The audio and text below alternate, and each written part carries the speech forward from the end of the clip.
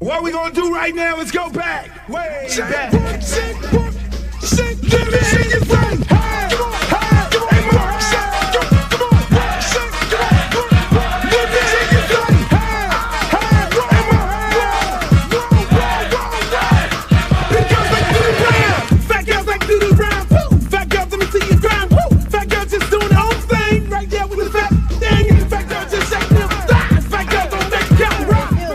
Baby. What's up? I thought you was gonna start hanging out with the big girls again. What is all this trash?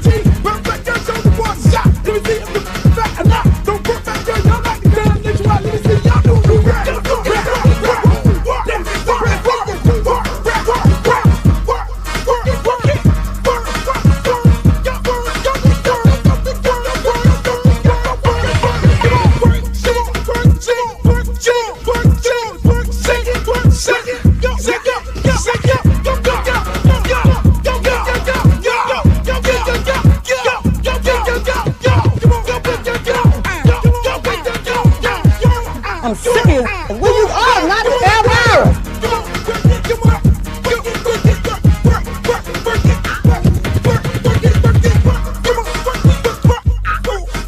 Oh, not the Britney Spears. Hey, how you doing?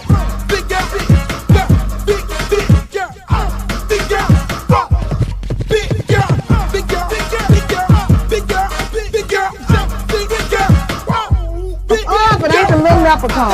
Girl, your wings is so up. You look a mess. All about the big girls. What about the big girls?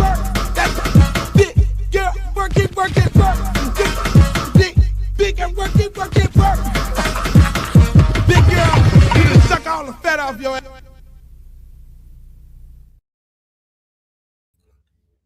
What about the big girls? What about the big girls? What about the big girl? Go big girl, go big girl, go big girl, go big. Hey, look here, man. Look here.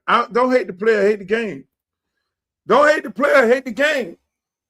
I'm sorry. If y'all got a problem with me, come talk to me. If you got a problem with me that I like the big girls, come talk to me. Heavy set, but what is it? What's the word? Malicious. There's a word I can't. Somebody help me out. Malicious. I can't even pronounce the word, but wow, that just shows how much I like big girls. I just told them myself. But I love all sizes, but I like them skinny ones, them little petite ones, them ones. I can't pronounce that. I like the ones with the those little petite ones that shaped like a Coca-Cola bottle. I'm a Coca-Cola bottle guy. I am not this size. No. Coca-Cola. Woo! Shaped like a Coca-Cola bottle. They don't even sell Coca-Cola bottles no more. See, that's what we used to say back in the days. I'm telling my age.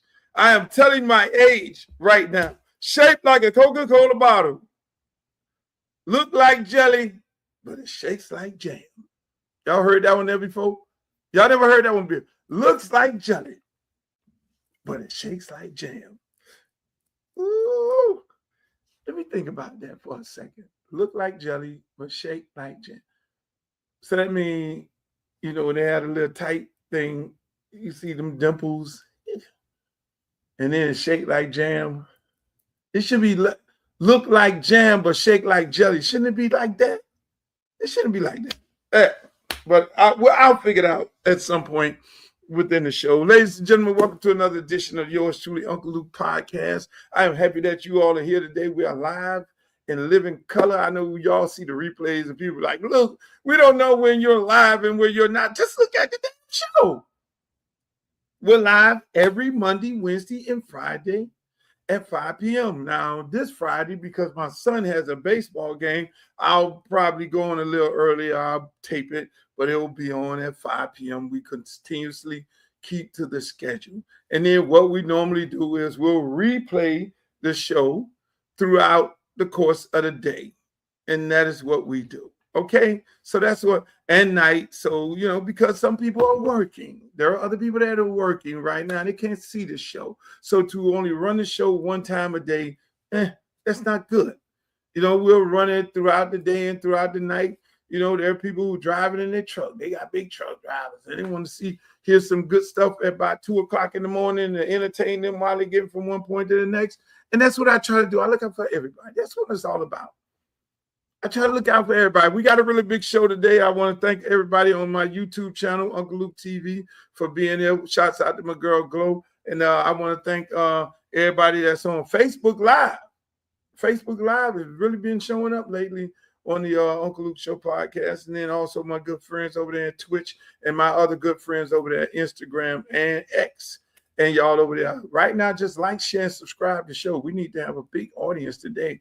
I got Streeter coming in here. I got my man Mike Silver from The Athletic. He was formerly with Sports Illustrated. Got some gems. He got some absolute gems. The stories that this man is going to be telling on this show today. I want y'all to get really involved in the chat. Go right now and Google him.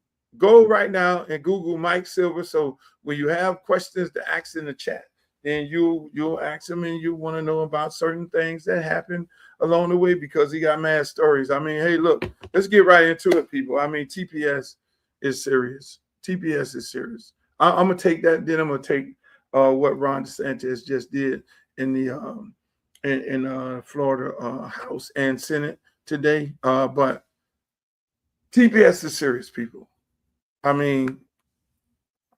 Donald Trump, like I said before, and I've been telling you all this from the beginning, he ran it up to the Supreme Court. Supreme Court today just heard oral arguments from both sides of whether or not they should deport Haitians, Venezuelans, and Somalians. And they heard these arguments today, and now they got to make a decision. Again, this is a Donald Trump Supreme Court, so the likelihood of them of the people who are trying to protect these good folks' status slim to none. This Supreme Court has been favoring Trump for a very, very long time. Listen, just check this out.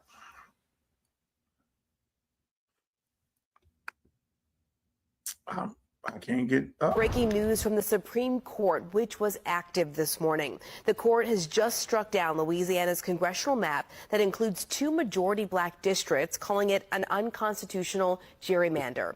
This decision is considered a win for Republicans and could have major implications for the upcoming midterm election. In this 6-3 decision, the court's conservative majority upheld a lower court ruling that found Louisiana map makers relied too heavily on race when they redrew the state's voting boundaries. The ruling comes as states push to change their congressional maps in an attempt to give Democrats or Republicans an advantage in future elections. The decision now effectively changes the way courts will evaluate future challenges to voting maps when those challenges invoke the Civil Rights Act.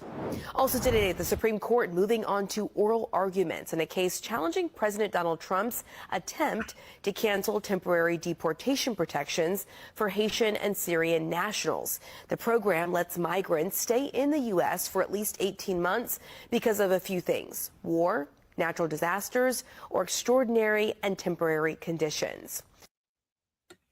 And so there you have it. There you have it. You have a situation right now. You have a situation. So let's think about this. So Supreme Court, now watch this. They struck down Louisiana and said they were trying to add 2 seats based on race. And it was based on race, so that set precedent of the court. So now Florida took away 2 or 4 seats, and the lawsuits are going to be flying based on race, right? So now let's see if the Supreme Court strike down what Ron DeSantis just did. Let's see if that happens. Let's see if that really, really goes down. I'm sorry, that tape won't pull up for some reason. But again, I keep telling people elections have consequences. When you decided not to vote for Kamala Harris, that's what you get. You get Donald Trump and him packing the court.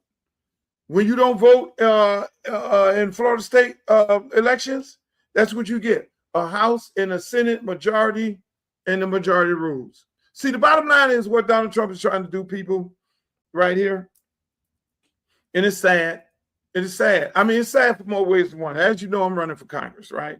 And I'm running in Florida's Congressional District 20. It directly affects me and the people that I was going to be representing. Belgrade, Pahokee, South Bay. Y'all been hearing me talk about these people for the longest on this show here. The people in Riviera Beach, you've been hearing me talk about these folks for the longest. The issues of Riviera Beach with homeless, gentrification, the water plant, where these people are that need to get these water plant redone. You've heard me talk about these things in this particular cycle of me running for this office. So now these people are represented by somebody who don't look like them.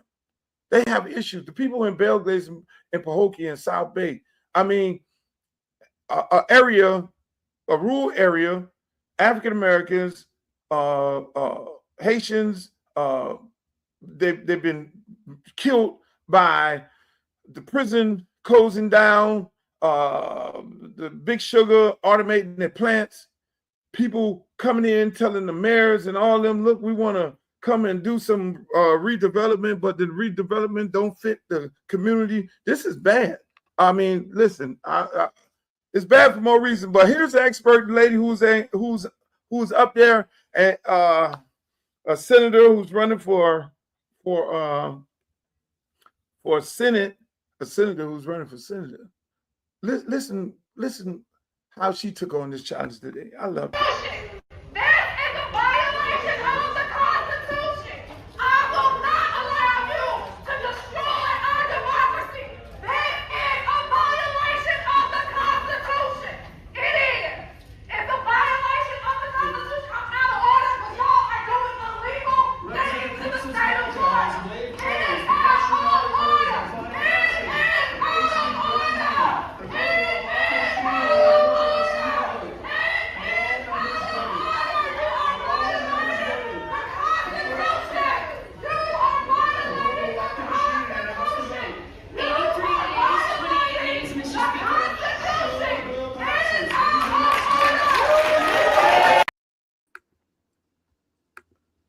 How you doing, young lady? I know you had a tough day today.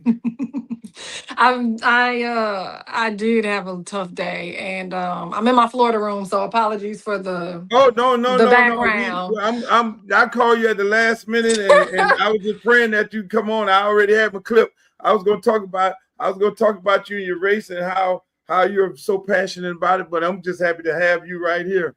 No, for sure. Thanks for having me on. Look, I just it is not in me to sit and allow people to lie and to destroy our country, and me have platitudes and just basic debate with decorum. Like, I'm like, the folks are like, you're lacking decorum. Fuck decorum. Like, democracy is falling down right now. And some would say that democracy was never really here, and so it's actually America falling. And I just don't understand for the life of me why people aren't so pissed off right now. They're literally making it so that Black people, Latino people, and the Jewish community, like, that they lose representation here in our state. And I have a problem with that. Like, they violated the law today. Like, they did some illegal shit. And so to sit there, absolutely not. Absolutely not. The blood of my ancestors was boiling in my veins. And I'm not going to sit idly by while people do that type of stuff. Yeah, I mean it's obviously we saw the passion. I mean, you're always a passionate representative. That's why I love you so much, and I always support you and support your run for Senate. I mean, when you see these type of things go on, where they're trying to disenfranchise African Americans and they're in violation of the Civil Rights Act, things that have been put in place so many years ago. I mean, look at what just happened, Supreme Court in the Louisiana case where they struck that case down in what Ron DeSantis did. I mean, I always go back to these 50,000 votes. These 50,000 votes, it would have been different. You know, I go back to that. I mean, Andrew, whatever happened after the fact, but he would have won. We would have been in a different situation. This would not be happening right now. And I keep telling people why elections are so, it has consequences. And that's why, I beg and plead everybody, I know we're not talking about that, but you need to go vote for Miss Nixon right now for Senate. I mean, that will be the ultimate get back, because we are where we're at right now. But what's the next steps to straighten this out? I know it's gonna be for sure. So there's gonna be some lawsuits, as always. Mark Elias, I believe is his name. He's a national attorney that always sues around like voting rights issues and that type of stuff, and a direct attacks on our democracy. And so he's pulling together a lawsuit, and a lot of groups that do things like voter registration, and that work in Black and Brown communities, they're going to pursue a lawsuit as well. And so what's next for us as far as being members of the community? Y'all, we got to organize, right? Like, we got to get people so freaking mad about not just what happened today, but the fact that they're spending nearly $2 billion a day on a war that we didn't ask for, when we need that money to make sure that we are expanding access to quality health care. We need that money to make sure that our children have access to quality education from birth, right? Like allowing things like universal pre-K to all the way to college, or vocational programs, right? Like, there's a lot of stuff that we could be doing here in our country instead of looking out for these greedy corporations that make more money when we go to war. And so we have to organize around that and let people know that it doesn't have to be this way. Like, it does not have to be this way. Things could be so much better and so great if we start electing just regular, everyday, hardworking people who come from the community, who believe that everyday people should dictate what our economies look like and what our communities look like.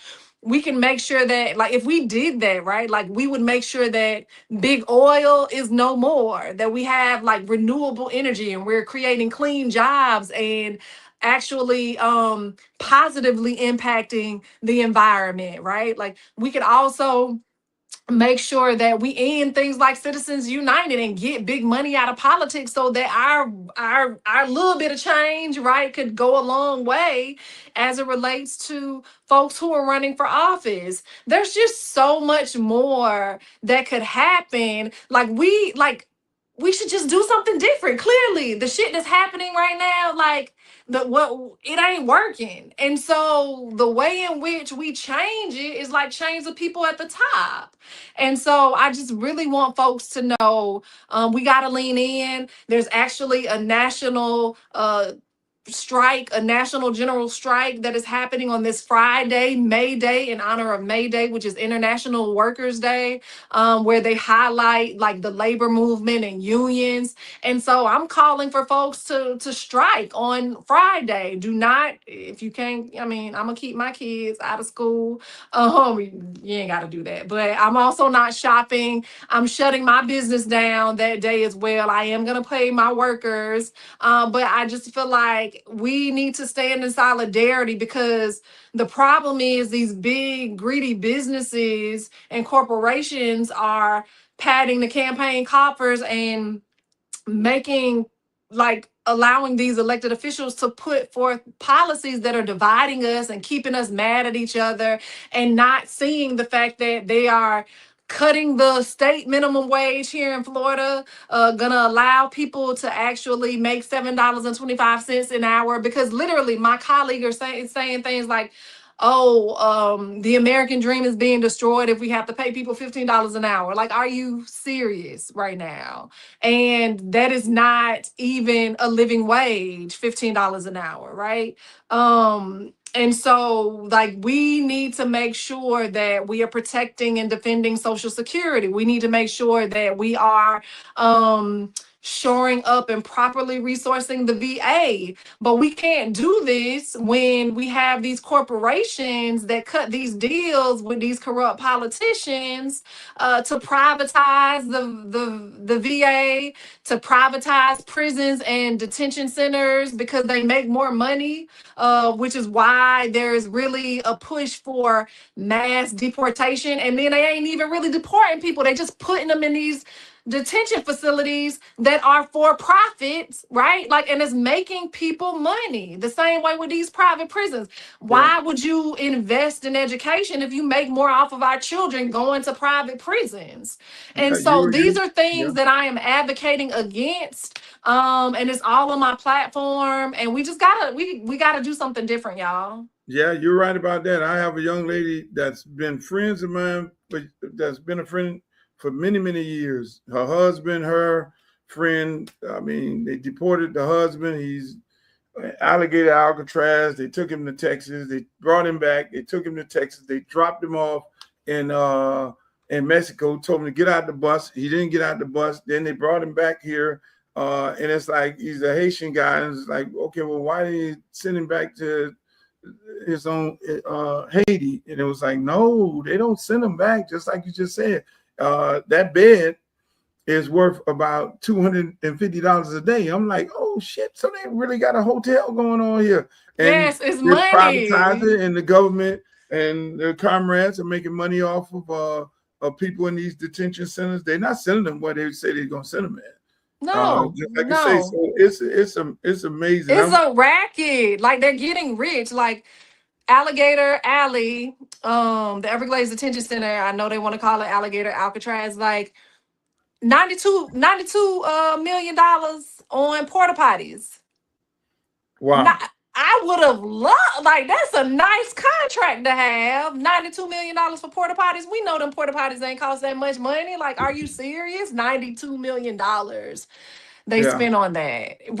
Absolutely ridiculous. And then what we heard from the detainees that were there was that, like, stuff was overflowing. So clearly, like, somebody just got a lot of money and there's nothing to show for what we spend our money on. And that's taxpayer dollars. They spent over $500 million on this. And that money was supposed to go towards our communities in time of a natural disaster, not in time of an expensive political stunt, which is what Ron DeSantis did. Y'all, Yeah. we ain't mad. People ain't mad enough for me, Luke. They're not mad No, enough they for man, they me. just sitting there. Everybody worrying about what Megan Thee Stallion and Klay Thompson doing.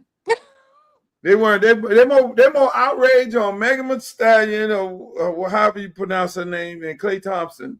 And that's where we got to get people out of. We got to get people out of being upset about things that do not affect them, but get them upset about things that directly affect them. Yeah. You know, and that's the challenge. I want to thank you for coming on. Thank you for having me. Notice, for sure, you know, for hey, sure. All All right, you know, see you you're a friend later. of the show, and make sure everybody in the chat go vote for Miss Nixon. Go to her website. What's your website? AngieNixon.com. AngieNixon.com. No, I don't think that I'm related to that guy. So, you know.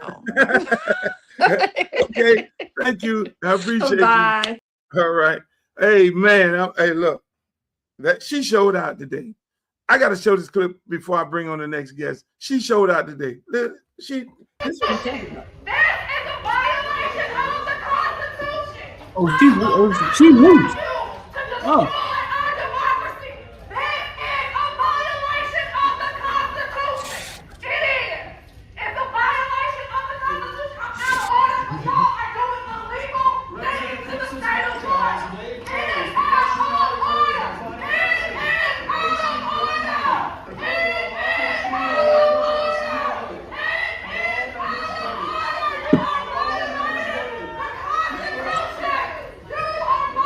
If you don't vote for her to represent you in the United States Senate, I don't know who you will vote for. Ladies and gentlemen, I want to welcome my man Streeter, my partner in crime. He comes on here hanging out with me straight from Footballville. Streeter, there's a lot of things going on today. We got a very special guest today. I see. I walked past him in the back room. We got a big time guest. Look, Streeter, you know you always mess with me about introducing these people because they're my friends, and I just we got this guy coming on. You be like, oh man, right? Oh, you're supposed to. Well, go do it big. The guy who I'm getting ready to bring on here is my good friend for many, many, many years. We've done a lot of capers together. It's like Batman and Robin. I was looking for us singing at the Super Bowl party. I could not find that footage.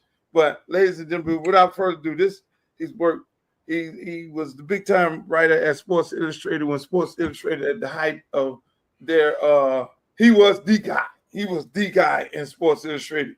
Athletic, Yahoo. I mean, when you talk about Streeter, when you talk about a writer, like they never talk about these writers who go from one team and get traded. Like, you know, he's the NIL he's the transfer portal of writers. Like, he's a hired gun. Like, this dude going to negotiation when his contract is up, and thousands of outlets line up to try to get his services. Ladies and gentlemen, no other than the one and only Mike Silver. Join Mike. Now that is an intro, but listen, I would normally talk about how great I am because that's one of my favorite topics. Obviously, you are one of my all-time favorite humans and artists, so I can't really do it around you. But dude, Angie Nixon, was that today? That was today. Oh yeah, God. You know what she is, Luke? She's another loudmouth, just like us. That's right. That's why we're all friends. Ron DeSantis, his Senate voted to take away 4 seats. Yeah. Yeah. So I know me and you talk politics. And basically, Mike, he took away the Jewish vote. Nice. That's what he did. That's what this fool did. I mean, he combined Jared Moskowitz and Debbie Wasserman Schultz district, which is not good. You know what I mean? And so and she was like, man, I'm not going to sit here. Jumped out there, Angie jumped out there and went off on him. So, I mean, I love her for that. How does this, Luke, how does this affect you and your run for the House of Representatives? So the thing is, what it did was it took our good friend, which is sad, my original district was Belgrade, Pahokee, South Bay. It's Rick Jackson and all those guys over there. Curse all those top of the line football players, run after the rabbits. And it took away River Beach, those parts of Palm Beach, more black areas. And they put Ricky Jackson's district, and he's over there right now screaming and hollering. I got to call him up, console him, and put him in a Republican district. Ooh. Now they already said, yeah, exactly. They put him as hardcore Trump district. So they are hurting for so much resources. They've been trying to gentrify the area, and they've been holding up the fight, and they were looking forward to this election and hopefully getting me in to be able to do some of the things to bring back the resources that they desperately need. So it puts me in Broward. In Broward, it shrunk the district, and it placed me in Broward. So I have a lot of Hill Lakes, Pompano, Deerfield, quarterback from the Ravens, his area. So I'm in that area there now. It shrunk the area, but it took those areas away that they needed services and taken away. So it's not for a candidate. It's not a bad thing, but for me and the things I wanted to do with Ricky and all of them over there in those areas, it's a sad day. I'm sorry. Well, this is just, I know I saw a lot of tears about my state, California, and then more recently, Virginia, where they literally exercised the will of the people and redistricted, which, a lot of people don't like gerrymandering, period. But I think when you look at the totality of what's going on, it's the only, sane response if you're trying to have remotely a fair fight, but you still are following the will of the people, as opposed to what's going on there with obviously Representative Nixon voicing very eloquently that this is not, according to the state constitution, this is not anywhere remotely okay. It is out of order. And obviously it is just the latest railroaded through thing by one side of this equation that doesn't care. But then, man, they cue those violins when it happens the other way around. They freak out. Yeah. And that's what happened in Louisiana. I mean, the Supreme Court heard, and it's going to be funny because what the Supreme Court heard and struck down from Louisiana, they say it was based on race and not giving 2 seats. Now they're going to hear the same argument based on race, taking away seats. I want to see how they rule when this case goes up there. But again, it's all about the midterms and trying to control the midterms and not have him lose the House because he knows he's going to get impeached, and lose the Senate because he knows he's going to get impeached in that manner there. But Mike, thank you for joining the show, my brother. I see you got the cat. Hey, this is my good friend Streeter. Streeter is the guru of youth sports. Nice. He has, I mean, this dude got archived footage of Jeremiah Smith at 8 years old. What, 6 years old, Streeter? 8. Lamar Jackson, Malachi Tony, when they were all kids. He interviewed this guy, Mike. He has an eye for talent. He almost like me when it comes to, the ladies. This guy interviewed Mendoza. You see the clip of Mendoza? He's at this camp. Hold on, I gotta go get my cow hat and put it on now. Hold on. Oh, there you go. I know that was gonna hurt your feelings, Mike. I got a show out here now. All right, let's do this. Yeah, but Hey, Mike think I'm a Gator fan, Luke? You think I'm a Gator fan? No, this is yeah, you got that damn Gator hat on.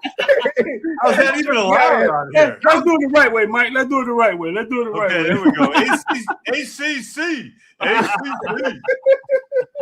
Hey, this man interviewed your guy at a University of Miami camp with thousands of kids, and he was a little skinny guy, and nobody was looking at him. He couldn't even get an offer, couldn't even get a look. This dude that was interviewing him talking about, hey man, I like what you did. You lit this shit up. And then he couldn't even get a walk on and end up at Cal. See, Cal, this man here, Streeter, is a Cal. When Cal beat Miami in that gloomy night, I didn't hear the end of this shit with Mike Silver. Yeah, you know we know we beat your Hurricanes, but then we got some get back. Yeah, and I stayed up. Yeah, I mean, listen, Luke, I'll never forget covering that game. It must have been in the early '90s at the Orange Bowl. It was just a non-conference game, and I drove down Flagler, and I was like, oh, so this is what it's like to come in here. I saw the real Hurricanes. That was fun. Oh yeah. Hey, Mike. So, man, I mean, we've done some crazy things in our days. We've been hanging. I mean, we're friends for life, Streeter. Me and this guy right here. This is my brother from another mother. I mean, some of these stories. I mean, when you was at Sports Illustrated and the story and talk about the one with Edgerrin James where you had to find him. That was your story when you put him on the cover, right? I'm trying to think which one was that when I spent the whole Memorial Day weekend with him and he tried to get me to go to Cancun and I had to disappear. That might have been that one.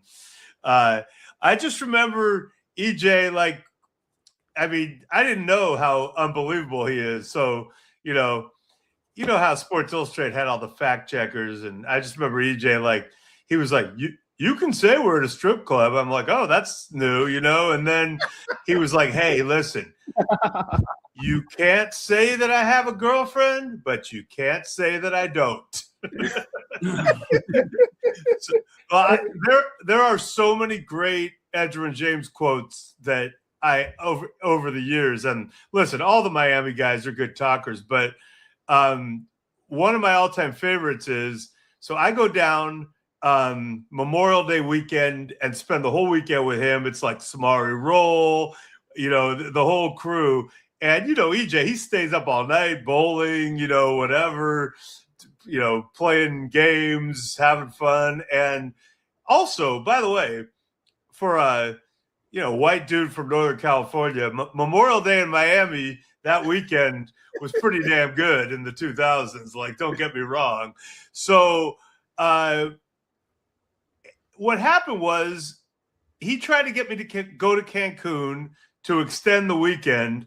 And I was like, yeah. I just got to go back to the room. And I just went straight to the airport and got out and flew to California. I was like, yes, I did a book with Dennis Rodman. Yes, I partied with Uncle Luke. But I got to pull the plug at some point. So I get home. So what had happened was there was a voluntary mini camp that was going on that same weekend, and it just became a thing. You have Bill Polian, who was kind of like the hard-ass general manager of the Colts, said publicly, he should have been here, which you're not even supposed to say. And then even Peyton Manning, if I recall, kind of said some stuff publicly. So my editor calls me up and he goes, okay, dude, this is a thing now. We're writing about him rolling with you that whole weekend, and he didn't go to minicamp. You got to hit him and get a quote from him. So I called EJ. He's probably still in Cancun. And I go, hey, listen, man, I got to put a quote in up high about you missing this minicamp. And he goes, man, I only went to college for 2.5 years, and even I know the meaning of the word voluntary. Exactly. Hey, boy, I mean, it's I mean, it's like your stories, it's not like a regular writer that writes the story. It's like a movie. it's like the way you write, when you read it, it's like you're really in it. You know, you're like in the moment, like, okay, the dollars are flying and all these things. I mean, what made you take that approach in writing versus an approach of a traditional writer? I wouldn't call it no traditional That's writer. such a that is such a great question, because it's true, right? Like, I was taught in high school, like, don't be the story, be an impassive, detached observer. And I was like, man, I want to get in. And, you know, Hunter S. Thompson, Tom Wolfe, dudes were kind of doing that from the 60s and 70s. And I was like, a part of it is I'm just self-absorbed and arrogant. Part of it is I grew up in LA and around all these celebrities, kids. And so I was just like, whatever, they ain't shit.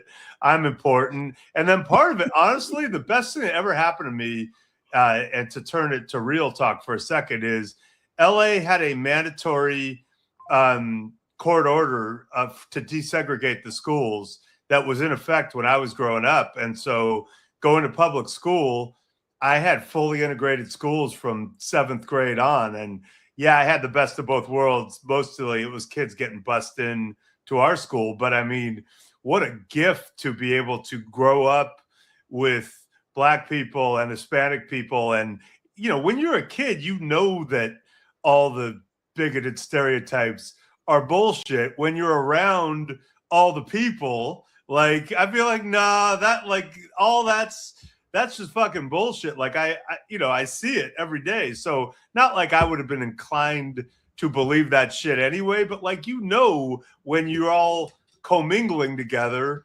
that, you know, that none of that shit is accurate. So Right.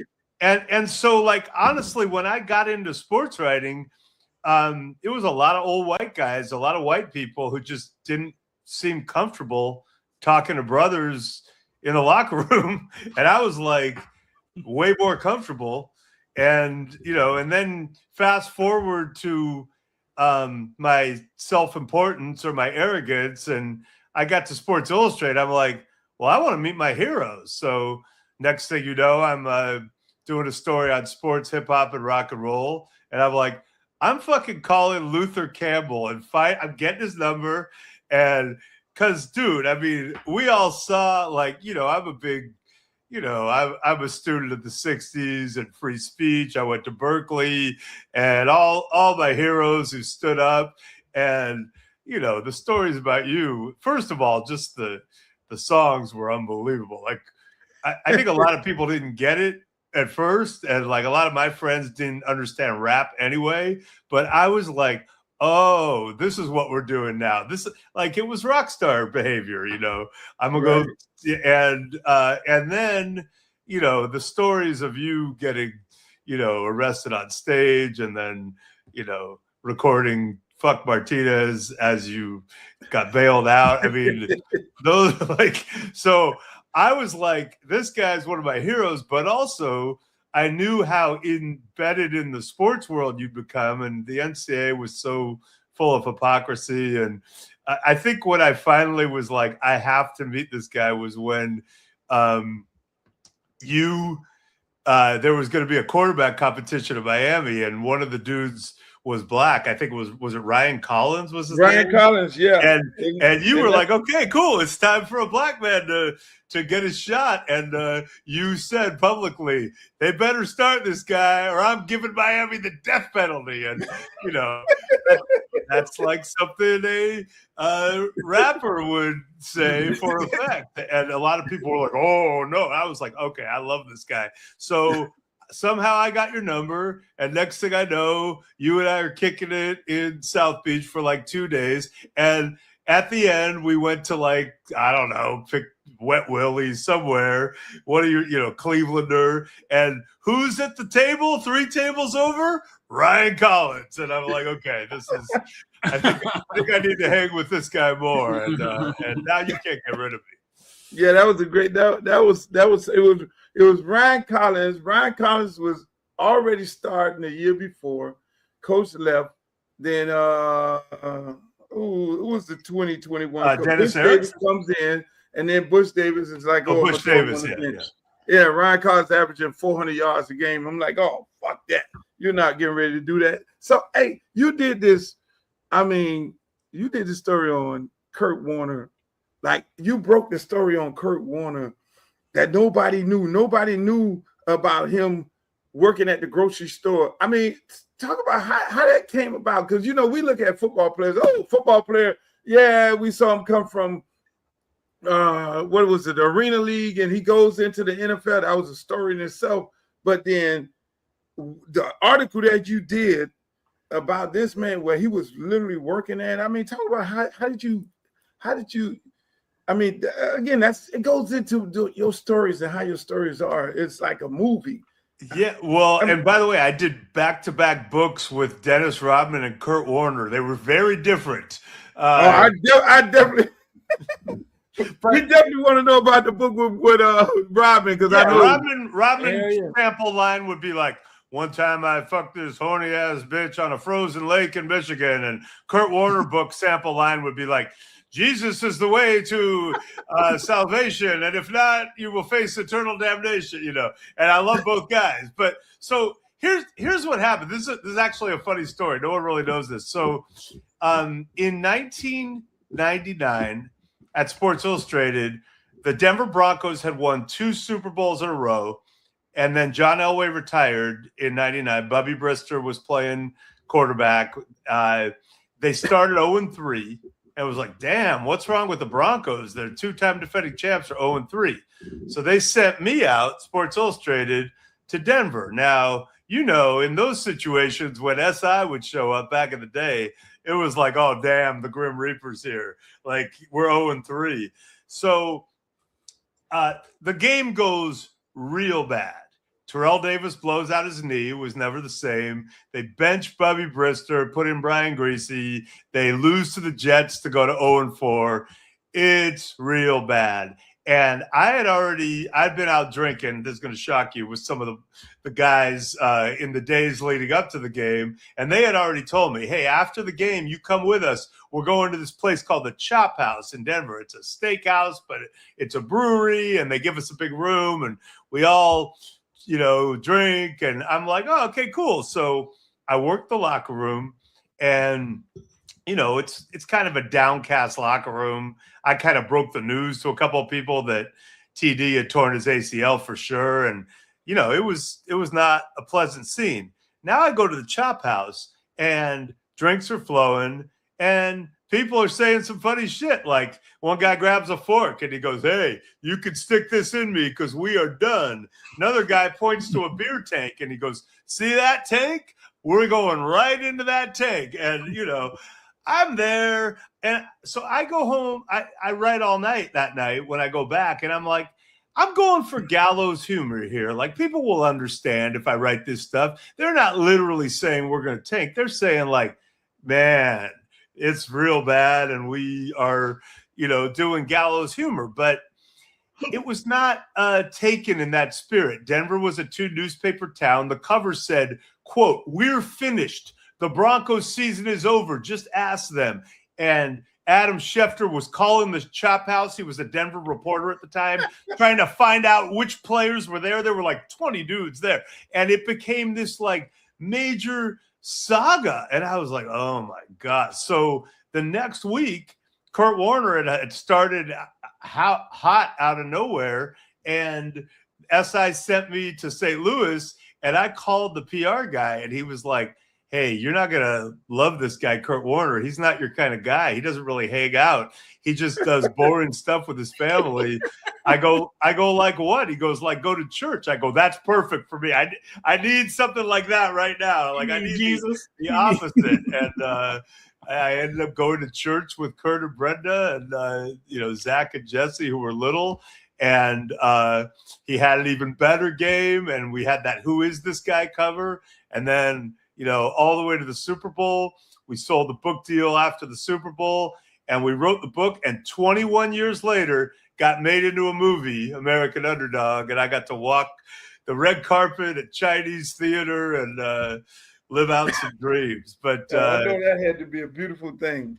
It was amazing. It was so fun. And it is funny, going back-to-back Rodman and Kurt with books because I love both guys, but Rodman, this is what it was like with Rodman. It would be like, hey, fly to Chicago or wherever you are.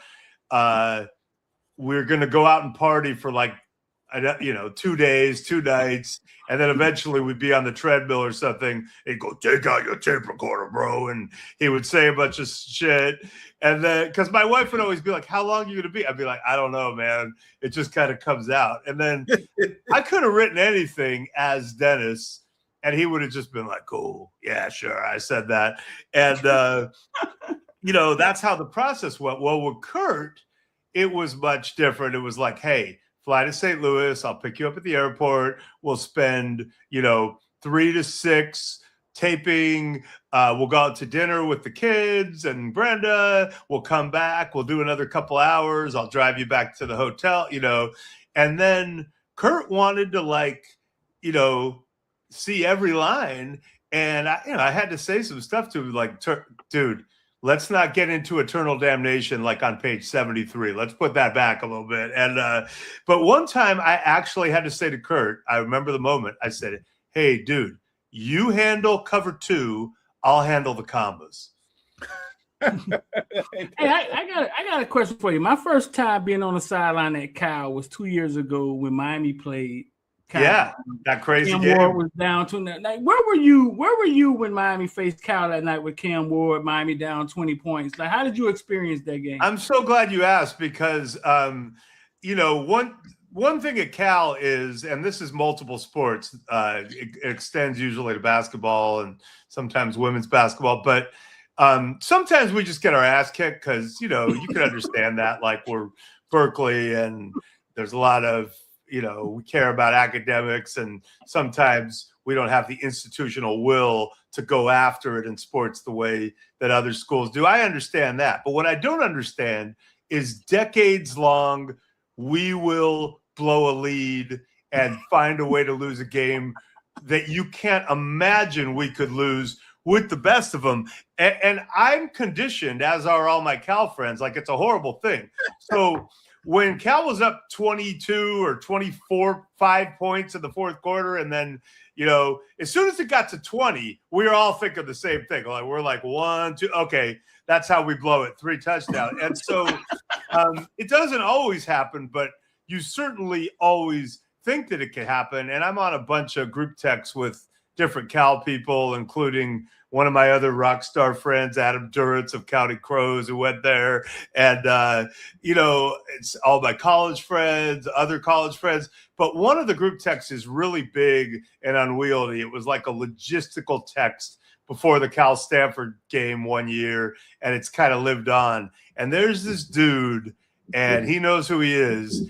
And he decided on that group text to start talking about we won.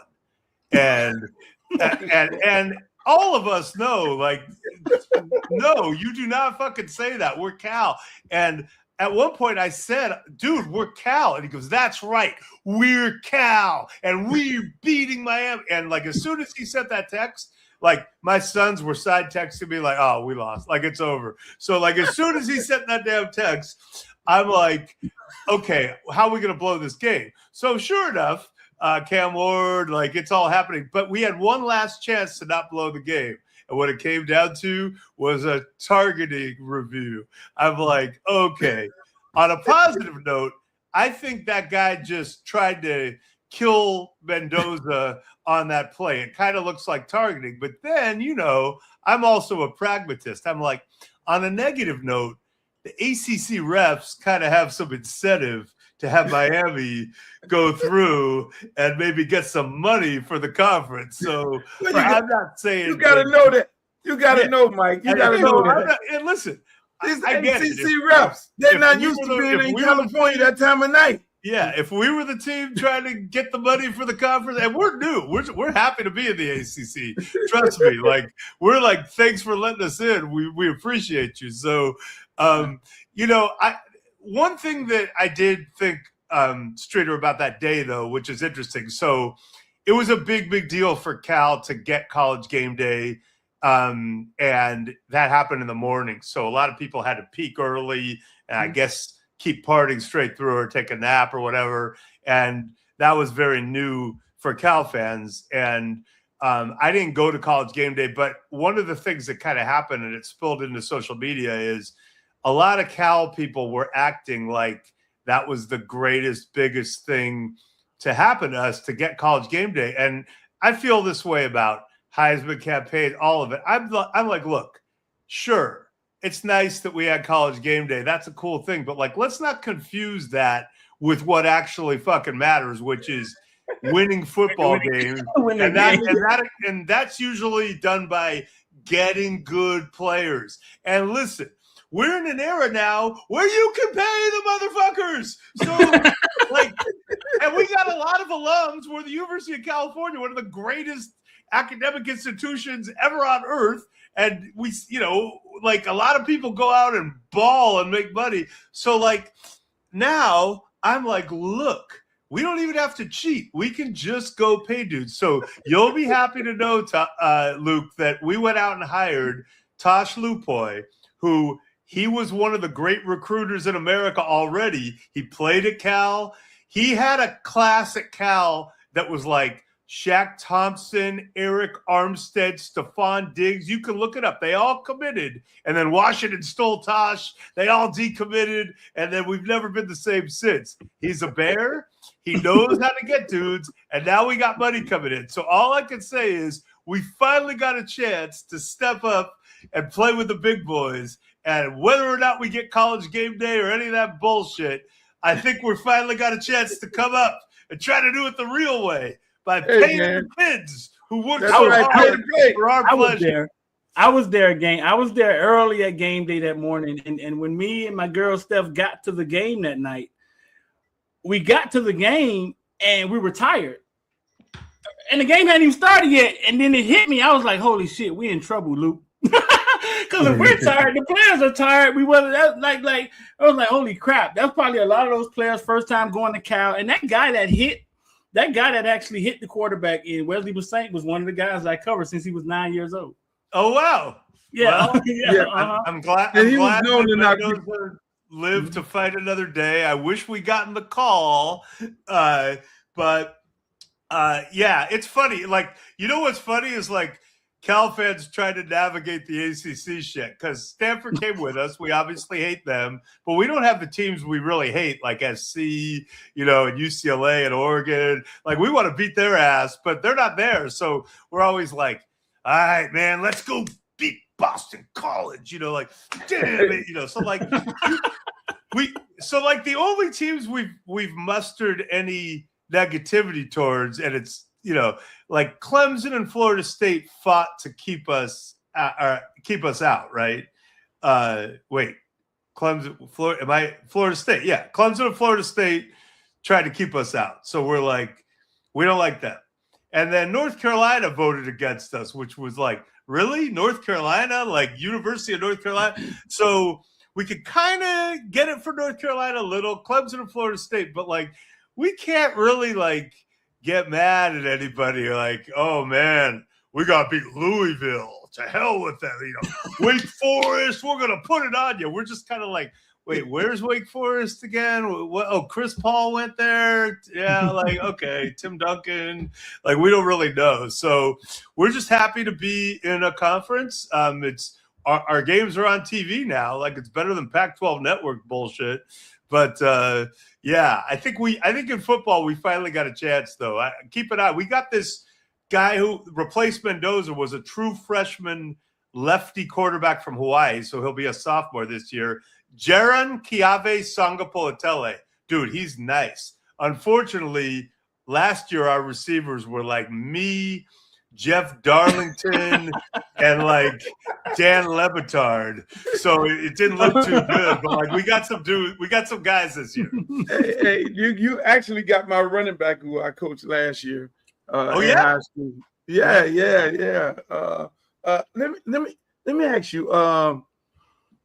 You did, me and you.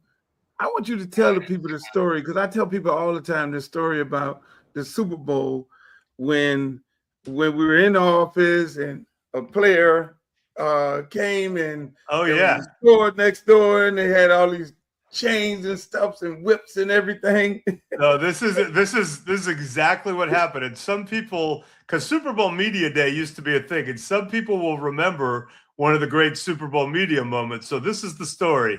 It's Monday night, the night before Media Day. It's the Miami Super Bowl, the same one where Eugene Robinson took a little trip down Biscayne Boulevard 6 nights later or 5 nights later on Saturday night before the game.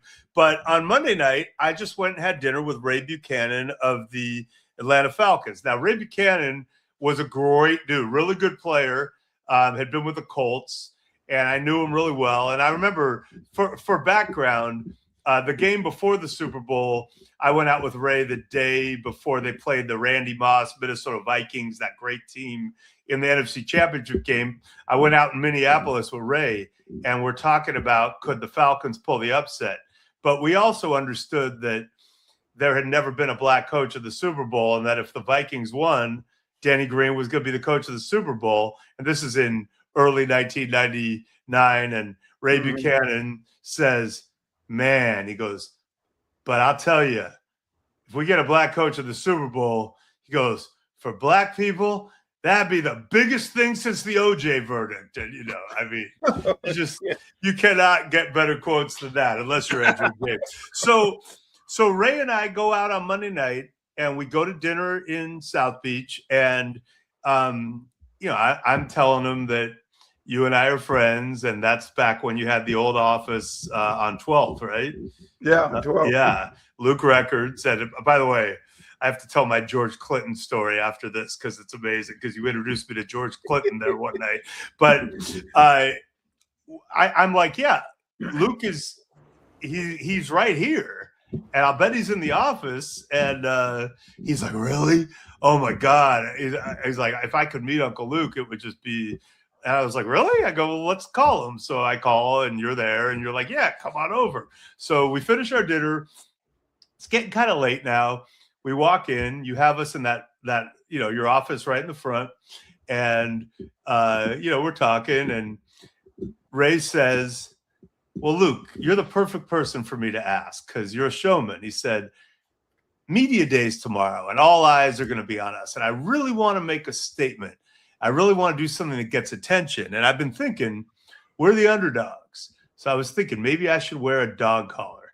And Luke's like, that's a good idea. I like it. And you guys are kind of riffing on it. And then he goes, it's almost midnight now. And he goes, only problem is it's like 11:50 p.m. Where the hell am I going to find a dog collar? And you and I look at each other and start laughing because it's South Beach. So you send me out to go find the dog collar. You and Ray are kicking it. The first place I go to on Collins, I'm like, hey, you guys have any dog collars? They're like, nah, well, we only got one, but it's got rhinestones on it. I'm like, that'll be perfect. So now we go to the club and Sap shows up. You know, it's a typical old night with Luke. You know, we go to the club, Sap comes, all these people are there. I'm holding the damn collar somehow, you know, let the nerdy Jewish guy, you know, make him hold the damn collar, and everybody's partying. I'm holding the collar. Well, I got so drunk that I had to like Irish goodbye. I was like, you know, I know it sounds like I always do because of the Cancun thing, but this was one of my, I'll usually hang till the end, but I couldn't do it. So the last thing I remember is handing Ray the collar and running outside and finding a cab. And I woke up, and it's the only time I ever missed Media Day. I overslept. I was so hungover. My head was pounding.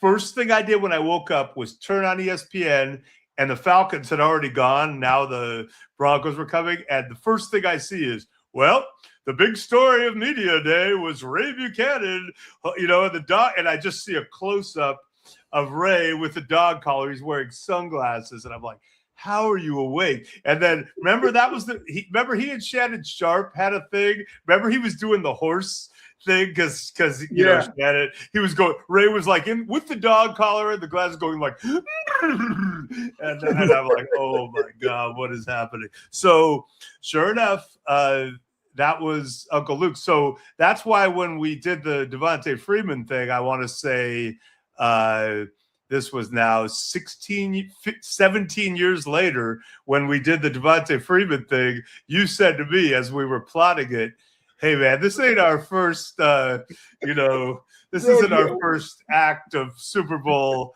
planning and exhibitionism. Like, they don't know who they're messing with. And then we engineered that whole thing. Streeter, that was the Mike broke the story where it was Devontae Freeman is going to ask for a new contract next year. And the people lost their mind. We already knew everybody was going to, he needs to be focused on the game. He needs to be focused on the game. It was like, Freeman, stay focused on the game. Marshall Falk and all the rest of these people, they're going to ask you questions about how you focus on the game, but you make sure you start talking about Belichick and his offense and his defense and everything and what y'all going to do and everything. I said, now it's going to be a lot of pressure on your ass because they're going to be looking, all eyes going to be on you whether or not you can perform. Freeman goes out there and goes off. 7 carries for 70 yards, and then they pulled him out.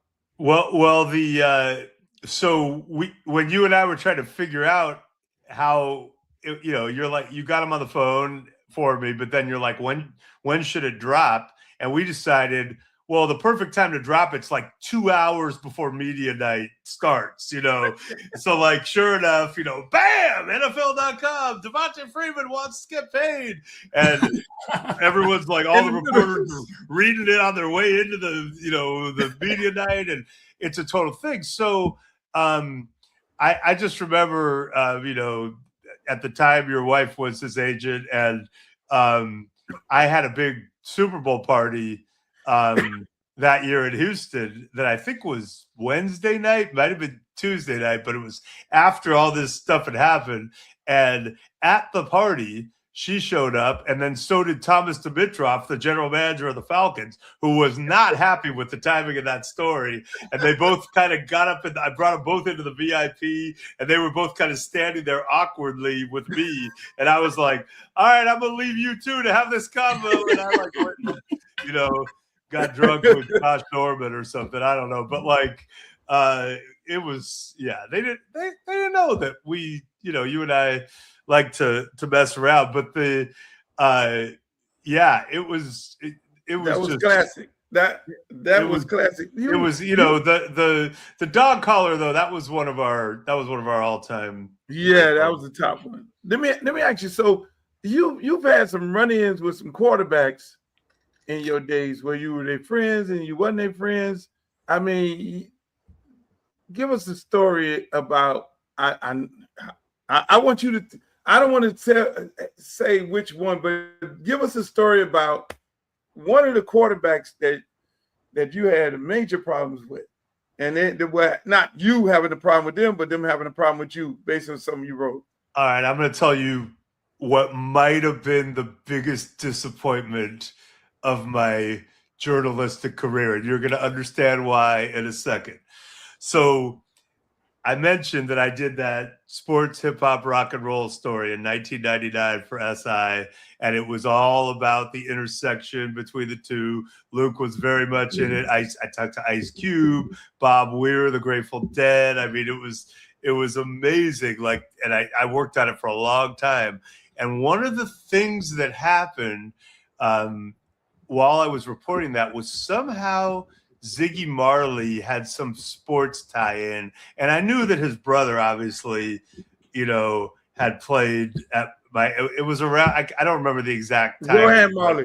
He and Lauryn Hill were together, and he played for the Hurricanes, and so somehow I was going to get with Ziggy for this story, and it was in the spring, and I had it all set up with his people, and he or they said, "Listen, why don't you fly to Kingston?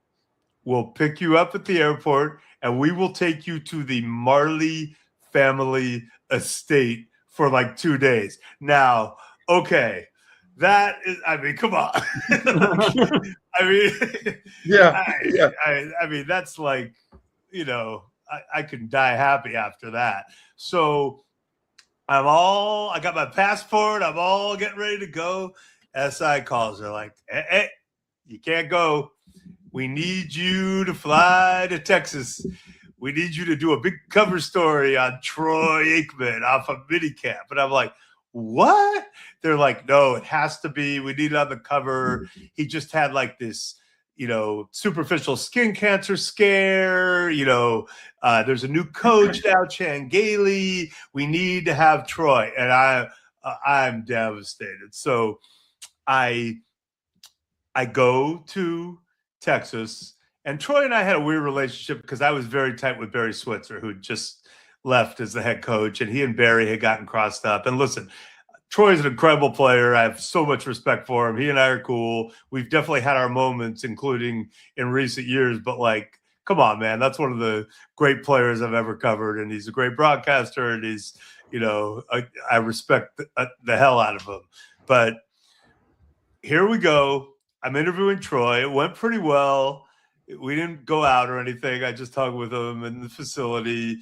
And then the next morning before I left, Switzer was still in town, and that was kind of my boy, and we used to party. So I went to breakfast with Switzer, and we're talking. And at one point, I told him I talked to Troy, and I said, it was kind of cool. He said on the record, listen, when I look back at the stuff with Barry, I probably was too hard on him.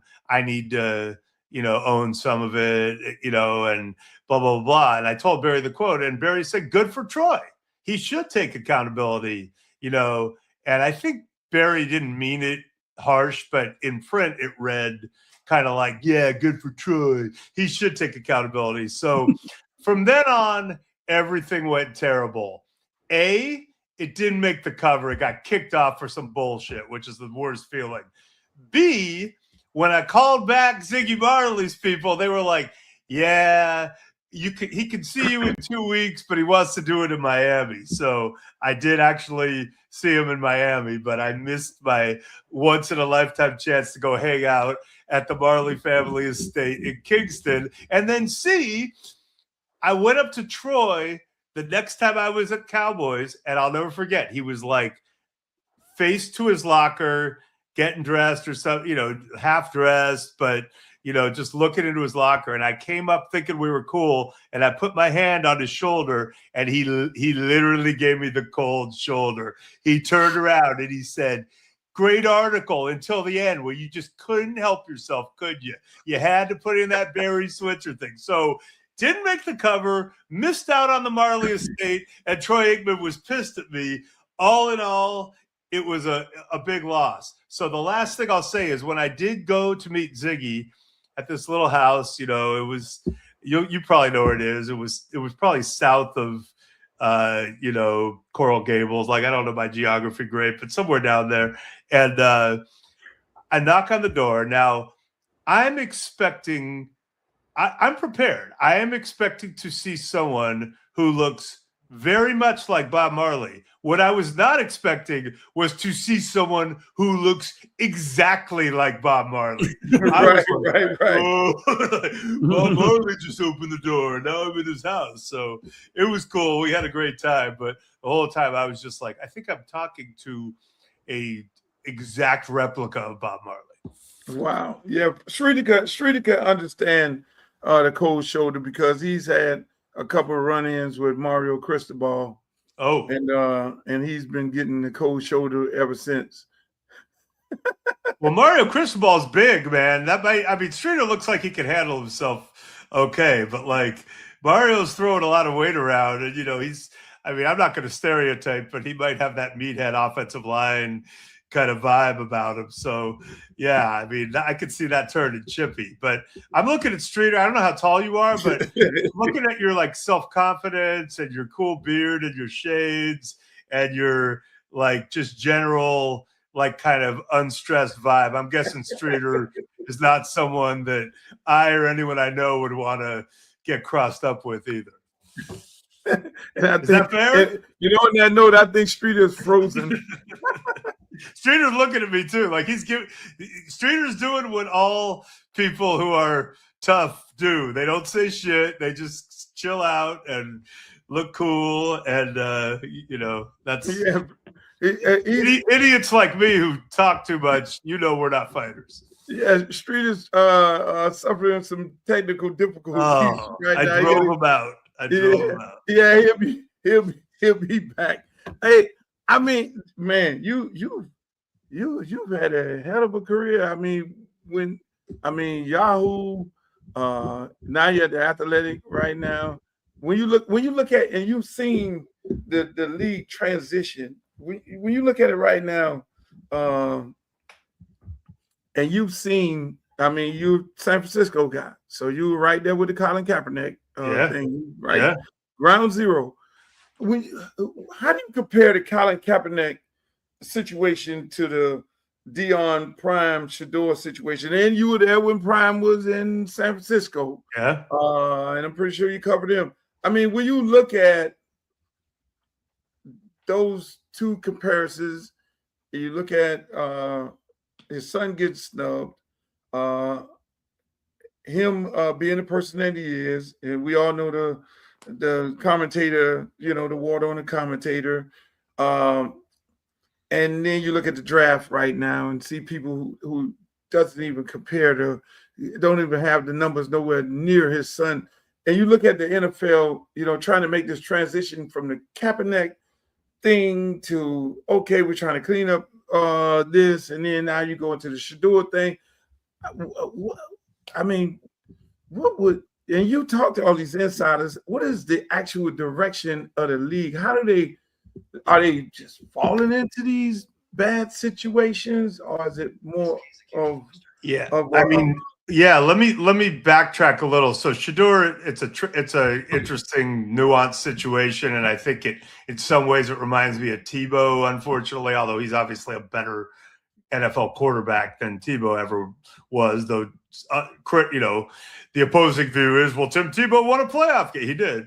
But Deion is probably the best athlete I've ever seen in my life, and I covered him and know him well, and there's no one I could respect more. I mean, people say Bo Jackson, but I'll take Deion.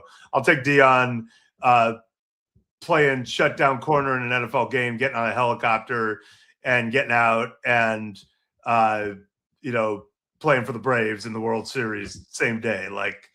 I've just never seen anything like it. But Kaepernick to me was interesting, right? And we've had this arc of, athletes who didn't want to say anything for all in the 90s, and, after the Bill Russells and the Kareems and Jim Browns who were activists. And then you got to Kaepernick, and that was, in fairness to Kaepernick, a long, bad stretch of incidents where people of color died in situations with law enforcement that seemed unfathomably horrible. And obviously that continued. And now that we have more stuff on video, a lot of what real life has been, I would imagine, in Black communities and impoverished communities. And look, I grew up around cops a lot. My parents, who are labor lawyers, union side labor lawyers, but represented a lot of police associations. And I'm definitely not one of those every cop is doing terrible things. But I think if we're being honest as Americans, me getting pulled over for anything ever is a much less stressful situation or terrifying situation than it is for you. And that's just not fair, right? And I'm not saying every cop is messed up. There's a lot of good ones who are trying to do it right. But if my Black friends are legitimately scared in any situation with law enforcement, and I believe rightfully so because of some of the horrible things that have happened, that's fucked up. And we need to be honest about how to try to address it. And I have some thoughts, like pay cops more and make it a more stringent profession with training standards. And I know it's a really hard job, but then some people probably can't do it. I've seen, people who clearly can't handle it because terrible things have happened. So, Kaepernick, that was what started that. And he had the conviction to essentially sacrifice his career. And then you had Trump, who capitalized on it for political purposes and sounded like, said the things that a lot of unenlightened people, I'm sure, were all saying. And the league kind of rallied around that, because you don't tell players that they're sons of bitches. And you also, it's hard to have racism in locker rooms when everyone's all together. And just like I said about integrated schools growing up, like, what's bullshit, and it doesn't really play. But, then you had George Floyd, which was during the shutdown. And I really thought we made some incredible progress as a NFL community that was really touching to me. In other words, in the wake of George Floyd, which was, right in front of everyone's face, we were all doing these Zooms. And I know I was at NFL Network with my company, but all the companies, including NFL teams, were having these Zooms. And, I think white players, for the first time, they might have been friends with their black teammates, and they might have heard them say kind of like, yeah, we went through some shit, or we've had some stuff. But like, now they were really like, oh my God, like, tell us what. And then they would go, yeah, like, this happened to me, or this happened to my brother, or this happened to my friend. And they were like very sincerely kind of like, oh my God, like, this is heavy, heavy shit. And how do we all confront this together as teammates? And I know guys like Jared Goff, who I talked to, were just kind of like, man, I grew up in a neighborhood where this wasn't happening, but this is blowing my mind, and I want to do more, and I want to give back to the community. Like, it was this really revelatory moment. And that was 6 years ago. And now, I shudder to think about what would happen. If there was another George Floyd thing, and, you could argue that Renee Good or Alex Pretty was similar, except they're white, right? Which should trigger other people too. But like, if another George Floyd thing happened on camera now, would it still be like that in NFL locker rooms? Or are people so now all in on this, openly, I mean, you know what it is. I mean, Yeah. Openly saying things that any reasonable person from my time on earth would say are bigoted and racist. And people, media companies, law firms, universities, preemptively basically giving payoffs back to the people fueling this institutionally, as if that's going to somehow save them from, all of this. I mean, it doesn't seem to me like we are in an environment where any of that would play out the same way. And so, it's weird. It was always a rule to not, even going back to the Olympics, to not mix politics with sports. And I think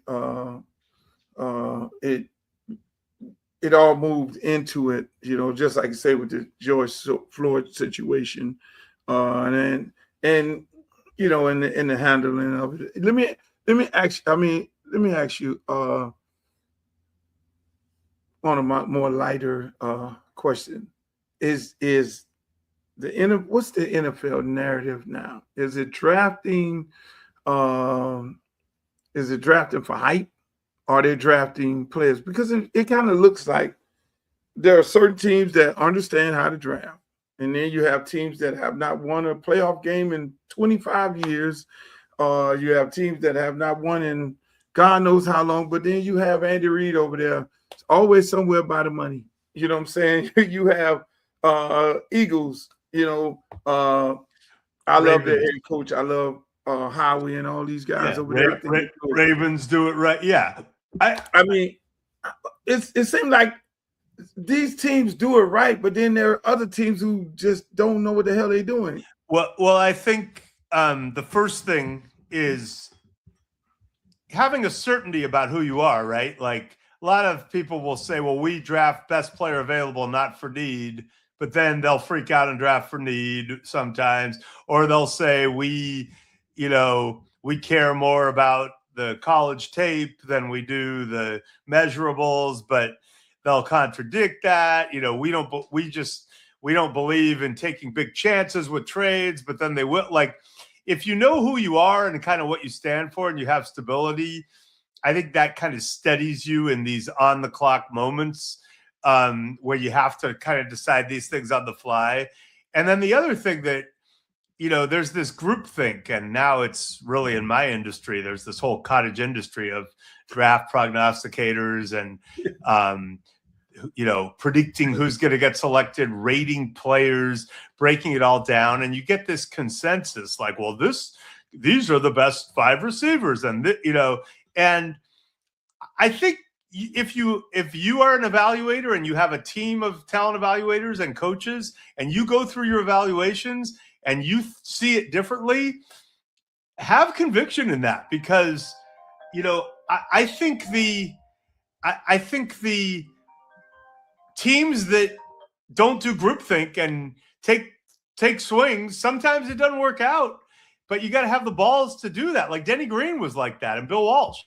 Bill Walsh was like, I'm going to trade up and take this Mississippi Valley State wide receiver who ran slow at the combine because I think he's going to change the game. And it was Jerry Rice, So Denny Green was like, yeah, I know. Everyone thinks that this guy shouldn't really be a first rounder, but I'm taking him. Or Randy Moss has too much baggage. No, not for me. And so I always admire the people who just are willing to see it the way they see it. And look, if the people turn out to suck, you're going to take that heat. But the name of the game is to win. And so go with your conviction. And I do think in recent years, it's been more what's their actual production versus the measurables. But, dude, it all gets overthought. My favorite is loves football. Because that's been kind of flipped on its head with what's happened at college, right? Used to be like, ooh, he transferred. What's wrong with him? Is he not committed? Now it's like, yeah, he went to 3 schools. He got paid. Does he really love football? I don't know, but I love watching him run. So, like, I've always had this like rant. Like Maurice Jones-Drew, who I worked with at NFL Network, he and I do this thing where we're half joking, but I'm always like, man, everyone says they want good character guys and guys who love the game. At Cal, I want dudes who are just on the edge of civilized society, who could make it in civilized society. They can just barely make it because they're so on that edge and they play like that. But, I don't need the choir. And Maurice always goes, I tell coaches, you want dark-hearted men. And, we're playing around and stuff. But there is something to the fact of, like, the guys who are crazy, little crazy, and your alma mater, or your team, Miami. Some of my we definitely had a lot of them. I mean, is Ray Lewis, is Ed Reed, are those guys? Ed Reed, Warren Sapp. Warren Sapp, Jeremy Shockey, like my favorite Dan Morgan. He's a GM now. Like my favorite dudes are pretty crazy, but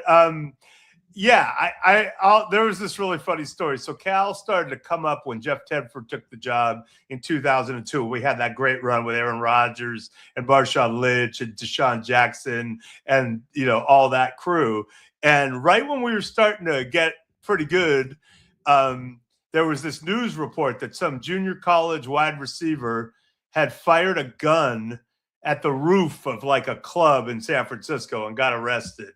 No one got hurt, but shot a gun off in a club, not at anyone in San Francisco. And my buddy who I went to college with, called me up and he said, "Hey," he said, "you see that report about our JUCO wide receiver?" And I go, "Yeah." And he goes, "Man, we're really coming up as a program." On that note, we're going to stop it right here. Hey, Mike, I want to thank you for coming on, my brother, and on the show, man. I got to definitely have you. I definitely got to have you more, man, because we got so many stories. I mean, you got juice. We didn't even get into all our arsenal. But listen, more important, thank you for, you always have tried to make a difference, but thank you for putting it all on the line, for running.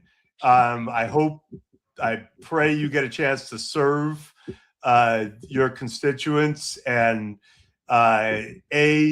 be a great representative for them, but B, help our democracy and our country get right. And I know you stand for all the most important things, and I know you have a lot of experience in your community and with underserved communities and all communities, really, including the NCAA community. But I'm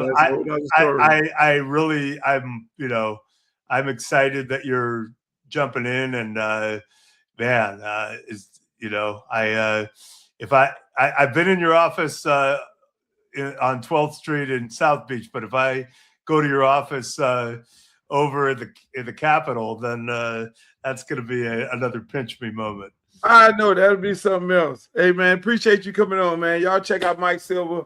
My greatest sports reporter Street of all art. times. He's in the athletic. I didn't scare Streeter away by talking about how tough he is. No, man. I got kicked out. I wanted to ask you about Jerry Rice, man, but we'll get you. I got you next time. All right, you're the man. All right. Okay, appreciate you, Mike. Thank you. Love you guys. Thank you. Speaking of politics, this young fella that I'm getting ready to bring on right here, Streeter, is he's the architect of the Teddy Bridgewater bill. He's our senator. Anytime we have any issues, we got to call on. We put the bat light up and call on Chevy. Help us out. Here's the situation. And Chevy just goes in there, put his boxing gloves on like he was in there today. And I know this was a big one for him today. And we got to bring him on, talk about this redistricting. And he was fighting today for us. This guy here, ladies and gentlemen, he fights for us. This is our state senator, my man Chevron Jones. How you feeling, my brother? I know you're in the car driving. What's up, man? You had a time today for the last couple of days. It's been a time, It's been a time. And I'm now driving to the Brightline station so I can get back home to the district. Right. I mean, I looked at your posts and what I looked at. I'm always on your social media because I keep up. And I urge everybody to, make sure you go follow Chevron Jones on Twitter and Instagram and Facebook, because he's definitely going to keep you abreast of what's going on. And I saw something that was very, very disturbing, that you said that the governor sent the map to Fox News before he sent it to you all. Yeah, Uncle. So but Uncle, you know what? Before we even get to Fox News, because that's part of the problem, right?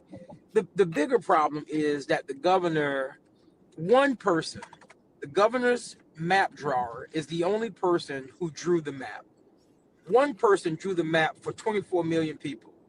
One person. Now, mind you, in the past, the redistricting, and you've been through redistricting before. I'm not elected, but you've been through the process, so you've seen the forums, you've seen the many conversations that happens when we're talking about redistricting. None of that happened because the maps were done 2 weeks ago, and the maps were finished on Monday. Were sent to the legislature they were sent to Fox News first. The legislature received them at 11:15 on Monday morning, and we voted on these maps on Tuesday. So yes, Fox News did receive the maps first before the legislature did. But I think what people should be concerned about is that the people got no input on the maps. And the second thing is that one person drew maps for 24 million people outside of the process and how it has happened in years past. And here it is. This is the first time that Florida has ever did, it's just like Texas and other states who have done it, any type of mid-decade redistricting. But Florida is different because Florida, the Floridians in 2010, they voted for the Fair Districts Amendment. And in the Fair Districts Amendment, the state of Florida said that no political party can draw lines based off of political partisanship, and that in tier 2, that all districts must make sure that they are representative of all groups. So that means that Black folk also have representation in their vote. None of that exists anymore because the governor interpreted the Fair Districts Amendment on his own, assuming the case that came today, the Louisiana versus Calais, and Correct. saying that it was Section 2 was going to be struck down. Here's what I need people to understand. Section 2 of the Voting Rights Act was not struck down the way that people think it was. What it did say is that if you are going to eliminate these, if you are going to draw these districts, you're going to need to prove that there's some type of discrimination that did exist in the drawing of the maps in which you are changing. But it did not give a mandate to the state of Florida to redraw maps. Wow. Because when people look at, and I'm glad you pointed that out, because when people look at this situation in Florida, and then they look at what the Supreme Court just ruled on in the Louisiana case, one would think that, oh, you just struck that down based on, you consider that based on race. We lost him. Senator. Wait up, but Luke, for the slow people that was absent that day in school, what maps are y'all talking about? And explain to people what you and him talking about. He back there, he back there in the back. He back. Yeah. So going back to what you were saying, most people would think that, oh, the Supreme Court just struck down the case in Louisiana, and you could probably use that case to apply to the situation that happened here in Florida, because in Louisiana, obviously, they said race had to play a play on that, and they would not allow that to happen. Now you have this clearly is racist. You think that that's a pathway of a win in the Supreme Court, or it's just Trump's Supreme Court and they're gonna do what they want to do? Is he froze? I think we lost him again. Yeah. Mm-hmm. Yeah. He'll be back though. It feels like he's just going through drive. To answer your question, Streeter, to explain to everybody what's going on. Explain to him.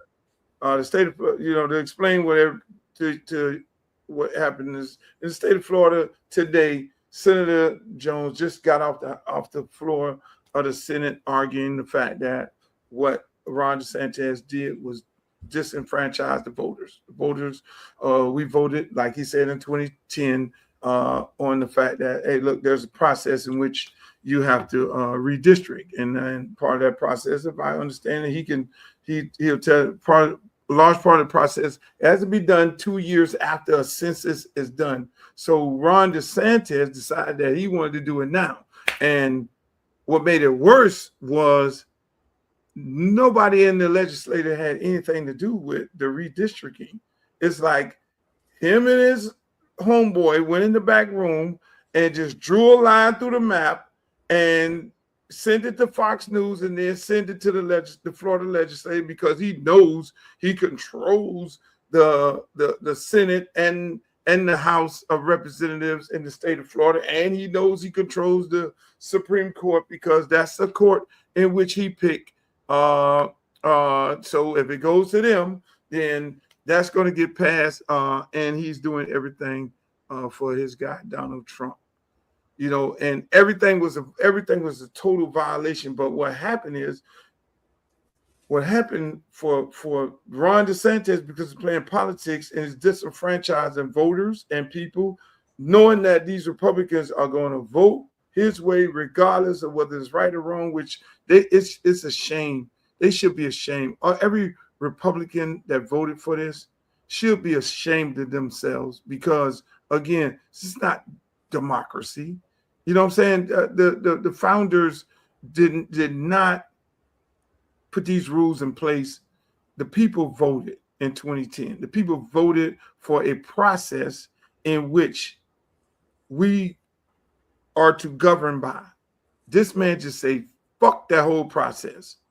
He literally just say, forget about all that. I'm the governor. I control the House. I control the Senate.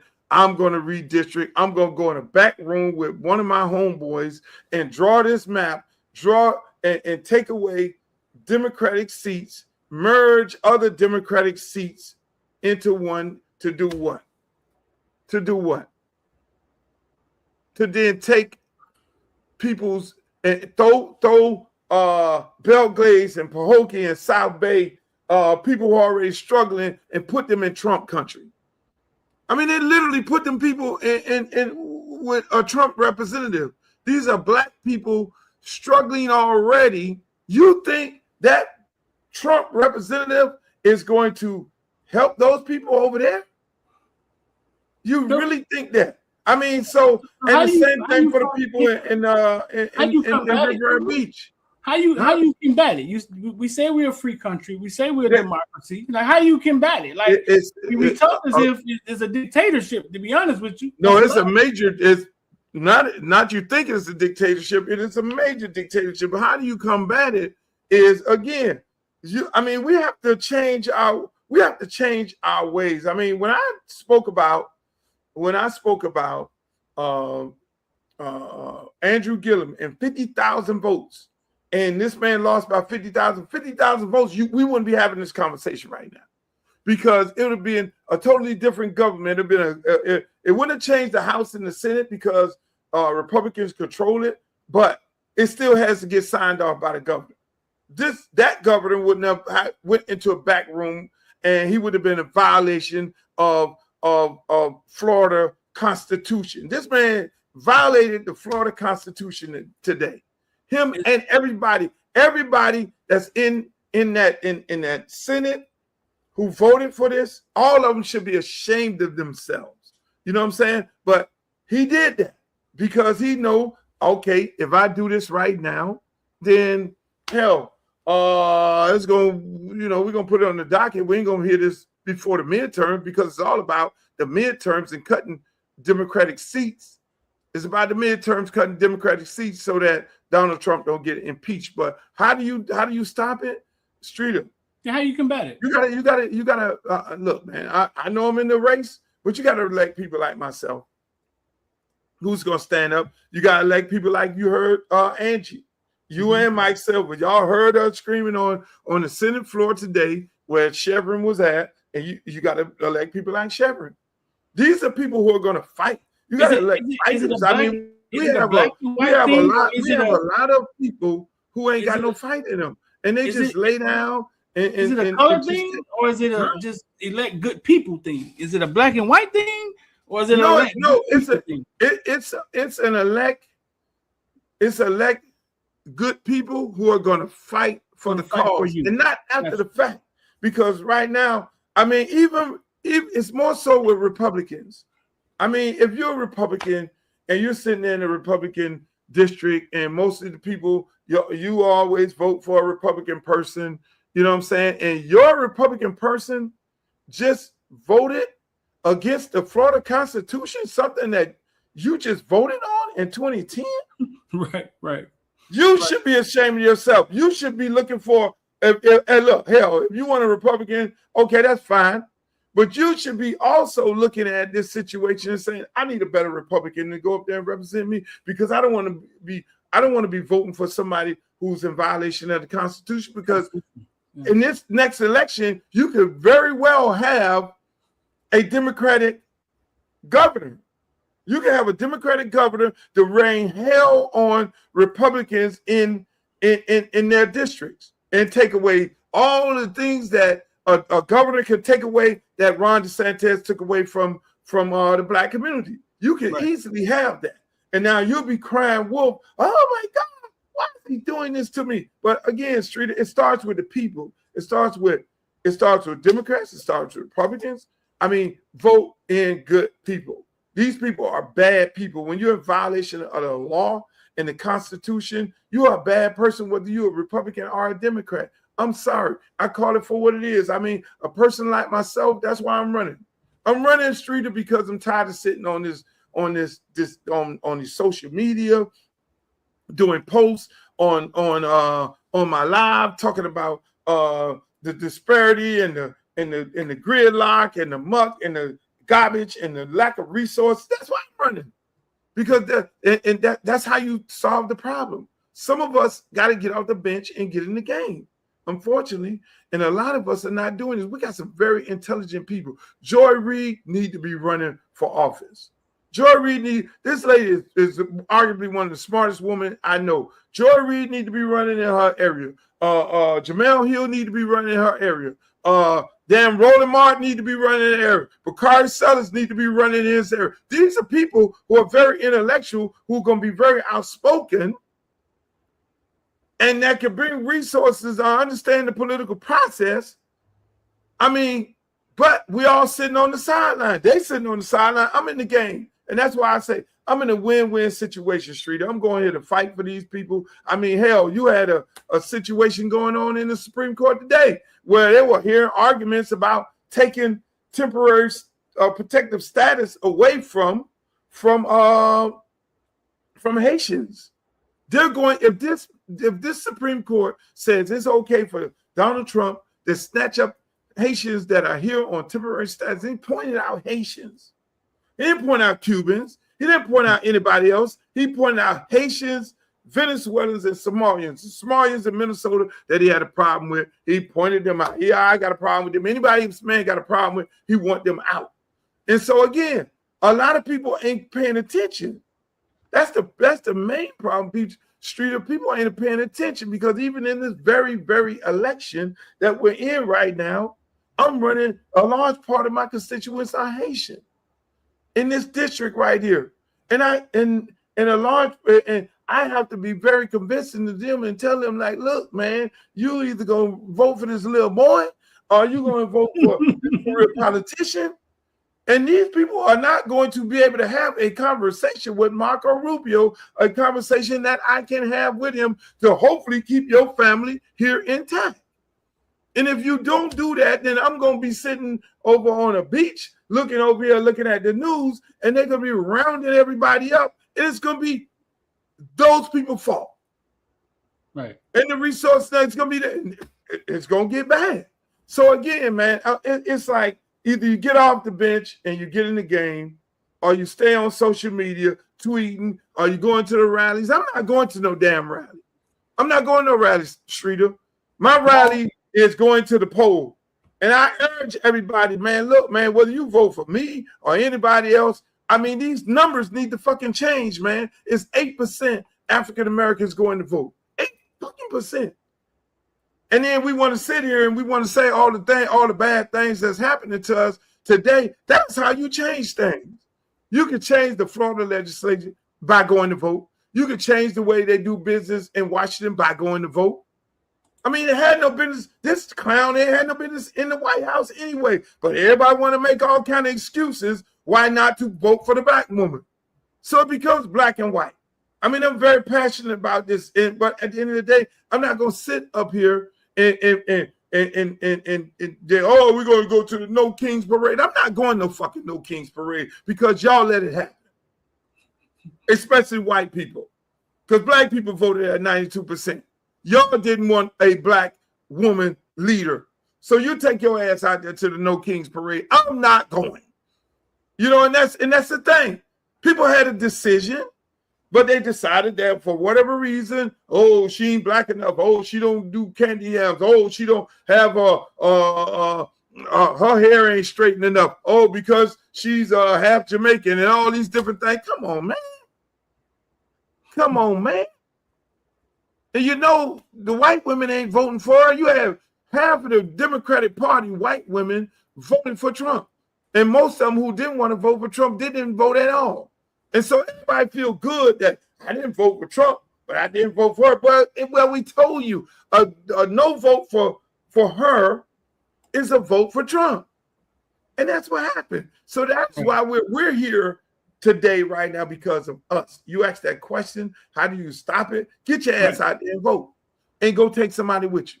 And if you don't do that, then don't sit up here crying. I went when she lost, oh shit, I got my affairs in order. I set my ass up and say, hey, look, man, this shit finna be a roller coaster. You better keep your head on the swivel at all times, because that is what we allowed to happen. They did. So I'm sitting there chilling.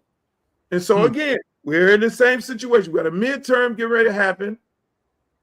You're going to have Democrats running those same races with Republicans.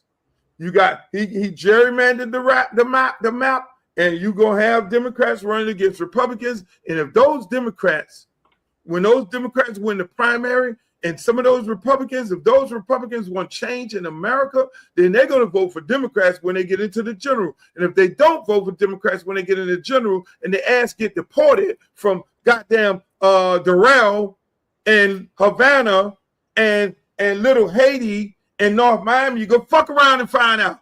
Play them crackhead games and vote Republican if you want to. Because a lot of people who are getting ready to be deported, they do vote Republican. And they need to stop that shit.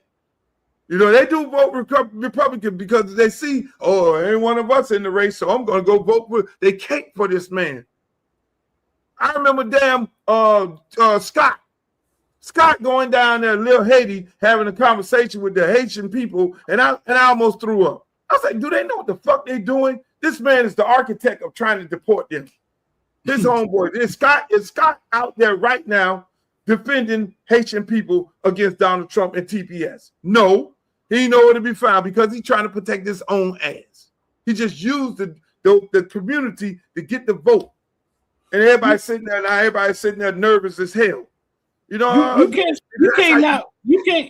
not want them to get deported more than they not want to get deported, Luke. You're right, but what a lot of people have to get away from, Streeter, what a lot of these different people have to get away from is hating black people. Because everybody come here, they got a fucking problem with black people. They don't want to work with black people, but yet still, black people have always been the ones say, oh, we want to help black and brown people. Only people that really lock up with us, to be honest with you, the only people that really lock up, they'll lock up with us politically, but the only people that really lock up with us is Jamaicans and Bahamians. Jamaicans, Bahamians, and Trinidadians. Everybody else, you got to go convince them to go fuck with black people because they got some kind of, I don't know, whatever issue with black people. And then at the end of the day, it's black people who are standing out there defending them. It's us. You know, even with the fucking Mexicans and the lady lost the race in Texas because Mexicans. So when you look fast forward to right now, and God don't make no mistakes. He does all the things that he does, and they say, man, we work in mysterious ways. He work in mysterious ways. Lady lose election in damn Texas. Fast forward to right now, you got a little Mexican girl, the police department on there talking about, oh, I just love saying the N-word, and I just feel so liberated, and she's the police officer. And those are signs. Those are things that God is telling you, this is how people really think. And if y'all don't wake the fuck up and you keep being asleep, then that's what it's going to be. You're going to be asleep if you don't get together, African-American people. If you don't get together and worry about look, I got all the white friends in the world. Mike Silver is my good friend. I love him to death. God damn it, if Mike need a place to stay, he's right here with me. I got tons of white friends. Everybody wants to say, oh, Luke is always black and white. No, I got a shitload of white friends. And that's why that they don't have, we have disagreements. But at the end of the day, we all agree on one thing. All people should be treated fucking equal. Now, when it comes to some white supremacists, no, we ain't going to be on eye to eye. Even when it comes to a black person that thinking that all white people are bad, we're not finna see eye to eye because that ain't the case. But at the end of the day, everybody got to respect everybody that you're defending and you're protecting your kids' future and your race future. I ain't got no problem with that. I'm okay with that. But we need to be feeling the same way, and we don't do that. We don't do that. We're the ones who tear down each other. I was talking to a damn coach, and I was like, well, why are you not the coach? Because the football player was a damn, under you, he was a All-American. But he the first one to throw the black guy out. I'm like, see, this the kind of shit we talking about.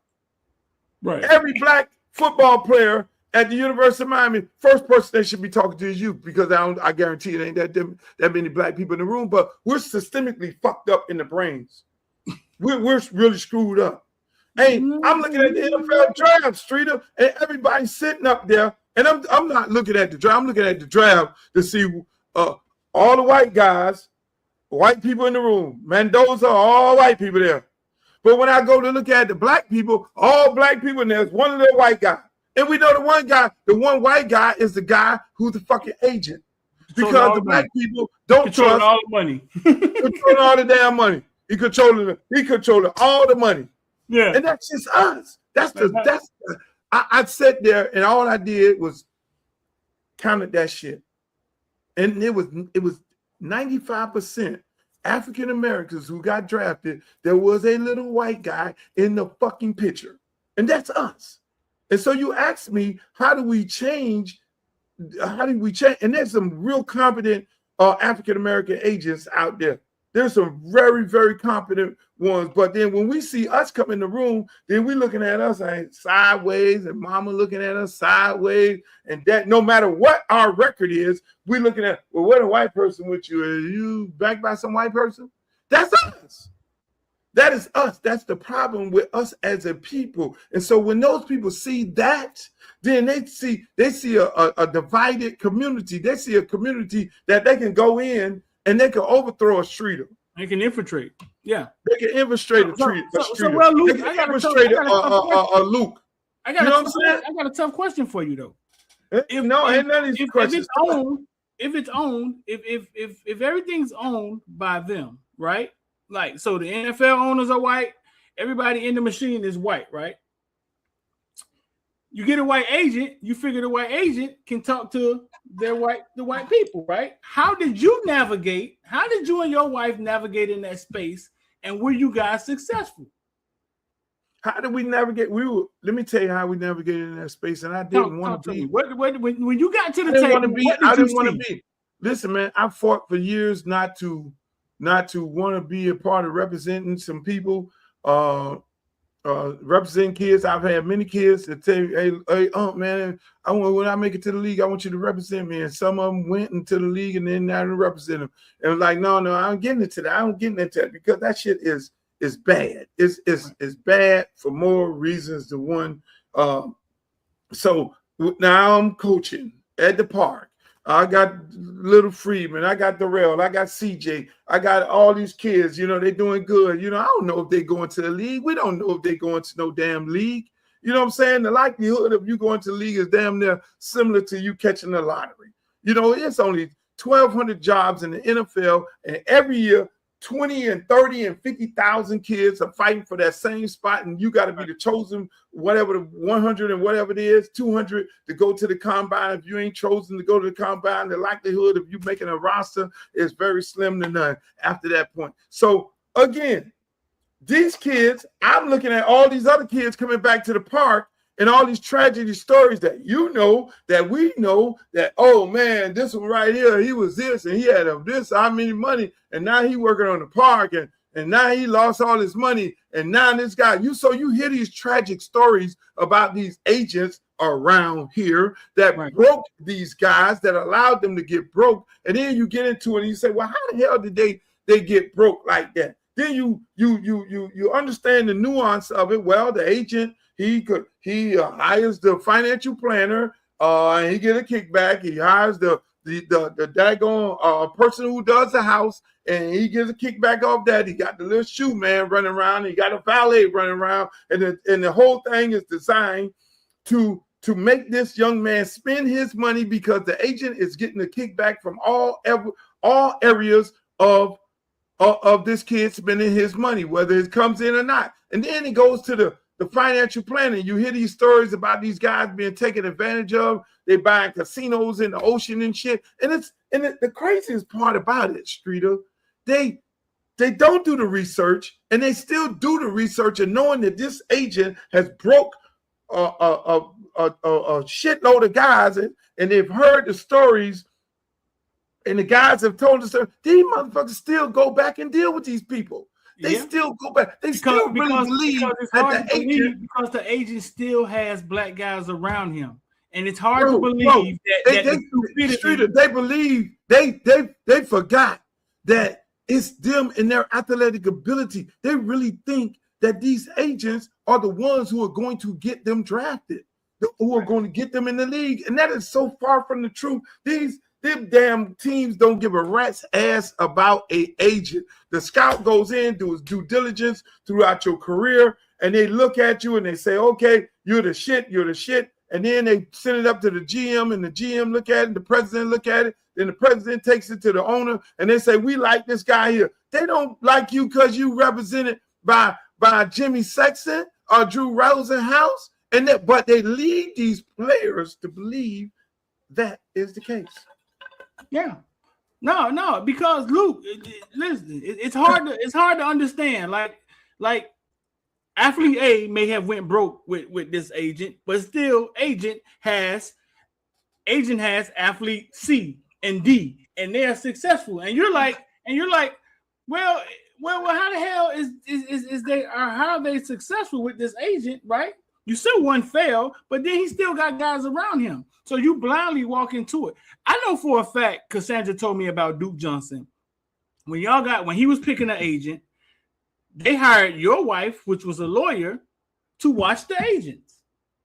He had he had the two agents, two guys in the suit. I think they were UFC guys. They represented Conor McGregor or something like that. You know what I'm saying? Like big time agents had represent Conor McGregor. And basically he hired your wife, a lawyer, to look over what the agents was doing. Make a long story short, your wife became the lawyer because the agents didn't do shit. Correct me if I'm wrong. It's exactly, and so again, you ask, right, and you ask how did we do it so different? And like I say, I only got into it, and that lady was a will and trust lawyer. She wasn't no agent. She had no aspiration to be in that.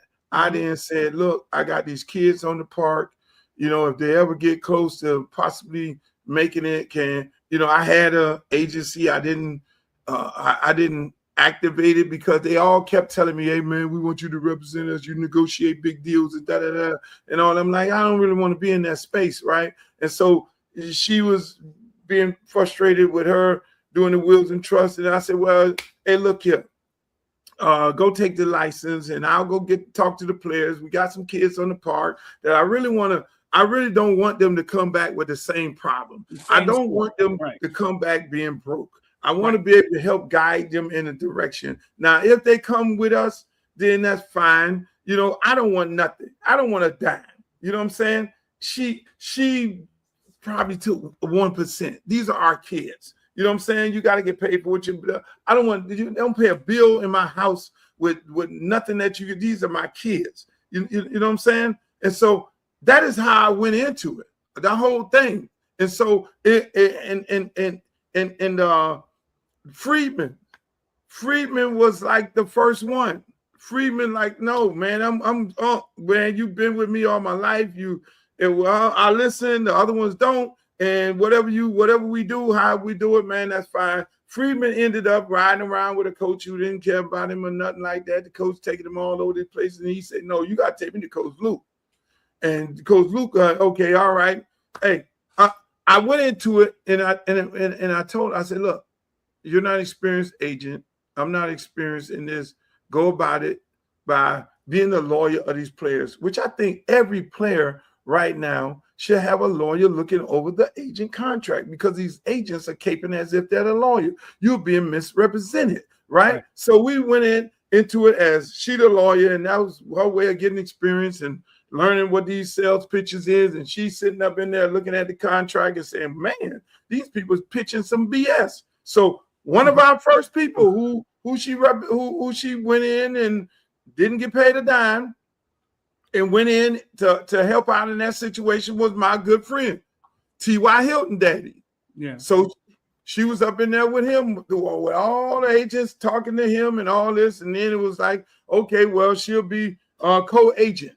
And that's what it was, co-agent on the contract. Now, the agent can't do nothing without her authorizing it. And so eventually, whatever happened, T.Y. them didn't want her to be co-agent. Man, tell the story. Yeah, they tell the story. I'm sick of the house, got to the family, got to the daddy, got to everybody, and they told them, if we don't do co-agent, we ain't finna have nobody overlooking what we doing. So if you don't sign up with us, then we ain't if we got to have a co-agent, we don't want to deal with you. And so eventually T.Y. ended up telling her, hey, look, no, we ain't gonna be able to do this, and you can't be the co-agent. Now, this lady was broke up, and I never told this story. You telling me to tell us this lady was on the floor. This lady was on the ex-wife. This lady was literally on the floor crying because she had spent so much time and she had got so heavily involved. When the dad told her, Mr. T.Y. say, look, man, which is, hey, look, I respect that. If that's what his decision is, okay, fine. No, we ain't gonna be using you in this capacity. The lady was floored, and I told her, look, this needs to be a motivational moment. What you do is you look at this and you say to yourself that you learned because you heard everybody's pitch. You heard everybody pitch and what they have to offer and what they don't have to offer. And going through this process, the next process, I'll be there with you, but this is all God's will. He's setting you up to do greater things. And so what ended up happening is now you got fast forward, Friedman them come. And so you got Friedman and Duke, and we're going to represent them to look at the contracts. These guys realize that, oh man, they ain't doing what they said they was going to do on the contract. I remember sitting in the room with Duke. We're sitting at the round table. We up in there interviewing agents, and I would say, Duke, don't laugh. They said, oh, we're going to get you $1 million in marketing dollars. And don't laugh. Watch what I say. She over there looking at the contract, carving the contract up, taking all the things out to get a kid stuck in there. And then I say, well, okay, if he's going to make $1 million in marketing, can you give him $500,000 now? And everybody go to. So we had a system going on when they did do that, but then eventually the guys ended up signing well. She made. Duke was not a starter. Hold on. Slow down. So basically, the agents was offering Duke something, and because this is not your first rodeo. You've had Luke records. You've seen negotiations. You've seen contracts. You've seen things like that, right? So you can hear these people, right? You can hear these people, right? Yep. And what were you hearing? Like, what were you hearing coming from them? I was hearing a bunch of seeing guys in suits. I was hearing a bunch of BS. Okay. I was hearing the same story. I was hearing that every agent came in and said the same story, what they could do. Okay, this and that and all that. And I already understood, and I knew that their contract, she knew because she was the paperwork lady. Right. She knew that the contract was BS. And so she over there marking out everything out, because when you look at what happened to Deshaun Watson, right, and his situation, and a lot of other players, were getting stuck with agents because they had signed contracts, and there's 3 contracts. Okay, the NFL contract is 1 contract, that's the standard contract, but then they were getting players on the marketing contract. They were actually taking their marketing dollars, spending it on them in that 3rd contract, which is the training contract. And the training contract is the killer of all killers because they were putting people in houses. They were giving the guy money, flying mama here, flying mama there, and all this illegal stuff while the kid was in college. But then it's almost like the mini bar. What they were doing was when it's time for the kid to then leave, or he realized, he wake up that this is not a good deal, because when you realize that you're not in a good deal is when you're in the locker room and all the other guys in the locker room say, oh, you over there with such and such? Yeah, he ain't gonna do shit for you. But then they realize that, oh, I want to leave, and they can't leave.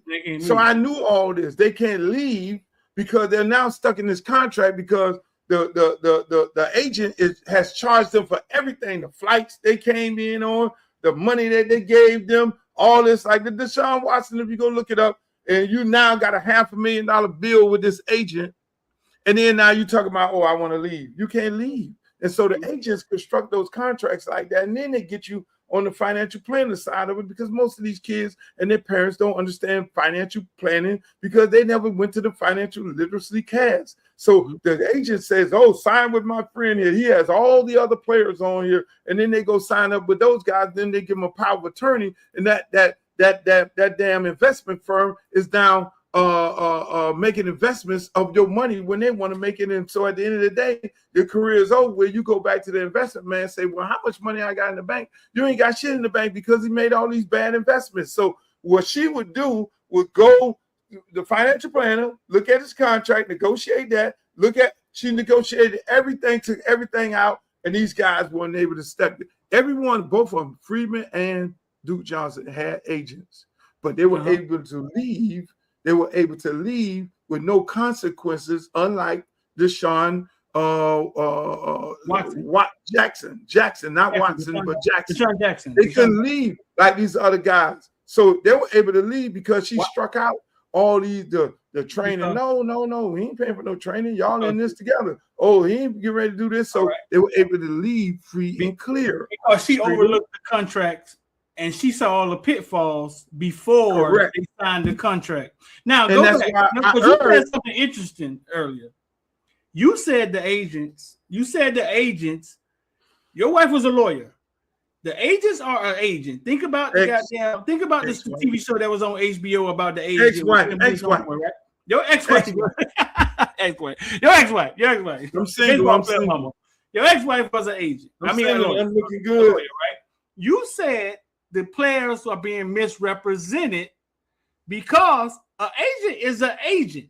He's not a lawyer, right? He's not a lawyer. He's taking the paperwork. He's taking his paperwork too, right? You know what I'm saying? He has to get somebody, you know what I'm saying? To understand the paperwork and the contracts and stuff. You know what I'm saying? But your wife is a lawyer. She can supersede her. She understands the paperwork, but she's not an agent. You said it would be misrepresented. Explain that. So here's the deal.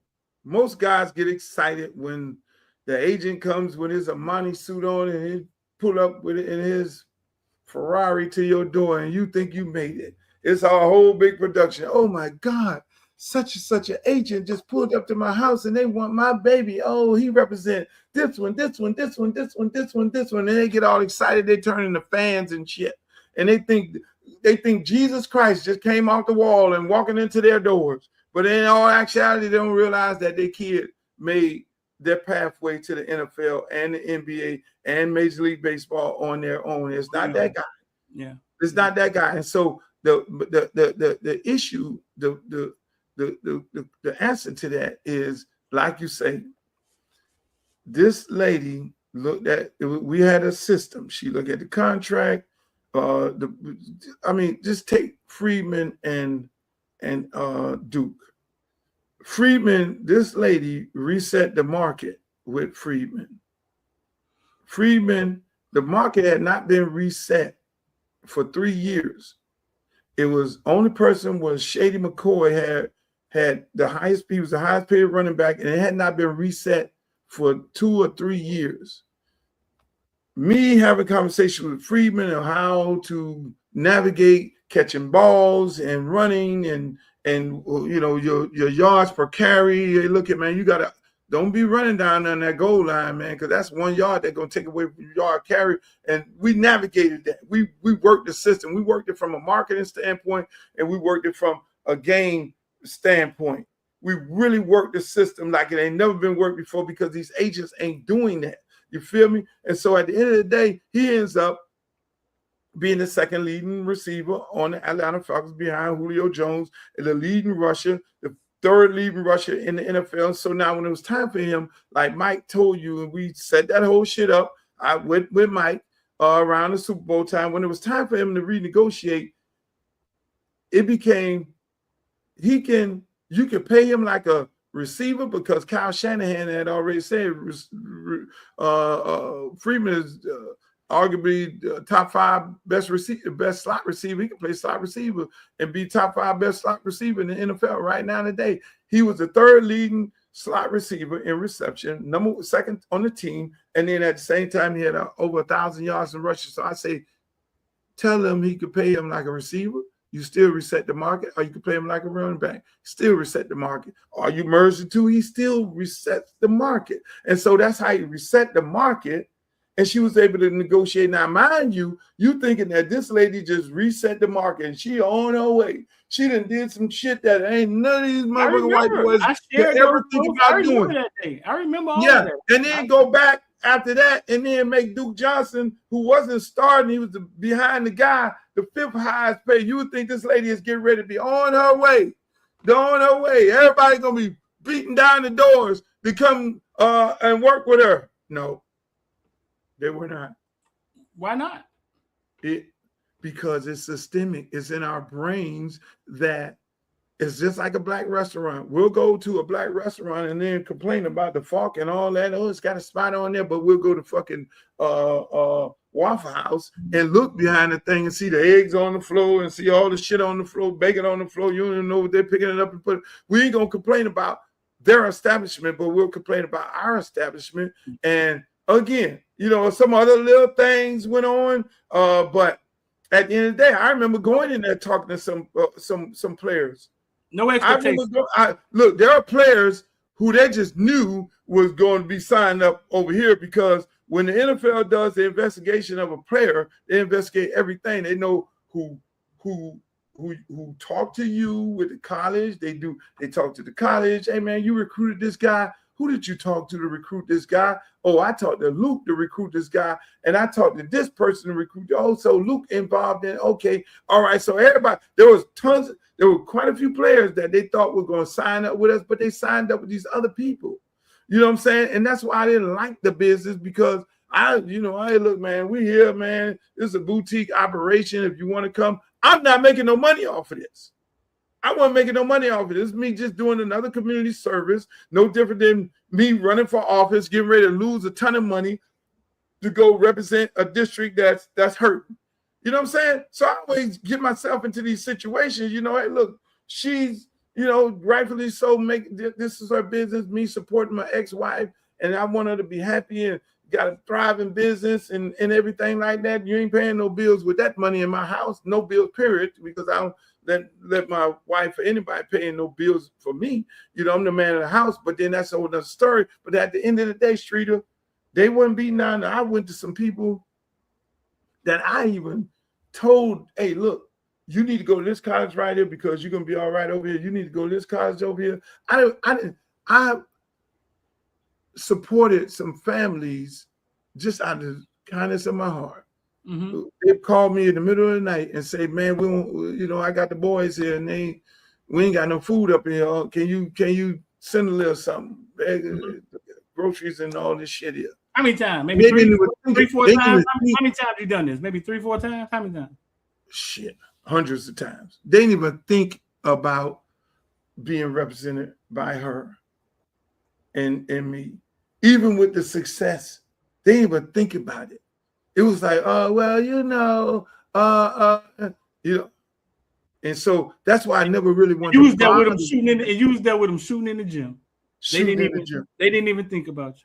They didn't even think about it. And that's what we do to us. It didn't bother me. I'm supporting the ex in her business and everything like that. But it taught. And then they going with these unscrupulous people. And then a lot of them losing tons of money. A lot of them could have balanced what they were doing and still been successful here and successful there. I can sit here and write a book on this shit. Write You know it. what I'm saying? But Write it. but again, We ain't gotta write books no more. We got a I don't write podcast. no book. Talk about that shit. We ain't No. gotta write no book. You got a podcast. I'm not doing Streeter. I'm not doing it because, again, like I say, and I said this the other day, with this particular show right here, this show what we do over here, we're doing on this here. I'm not here to tear down other black men for what, you know. I leave that to Shannon Sharp. I leave that to all these other shows where they just sitting there tearing down another black man, putting them on the couch and making them look stupid. You know what I'm saying?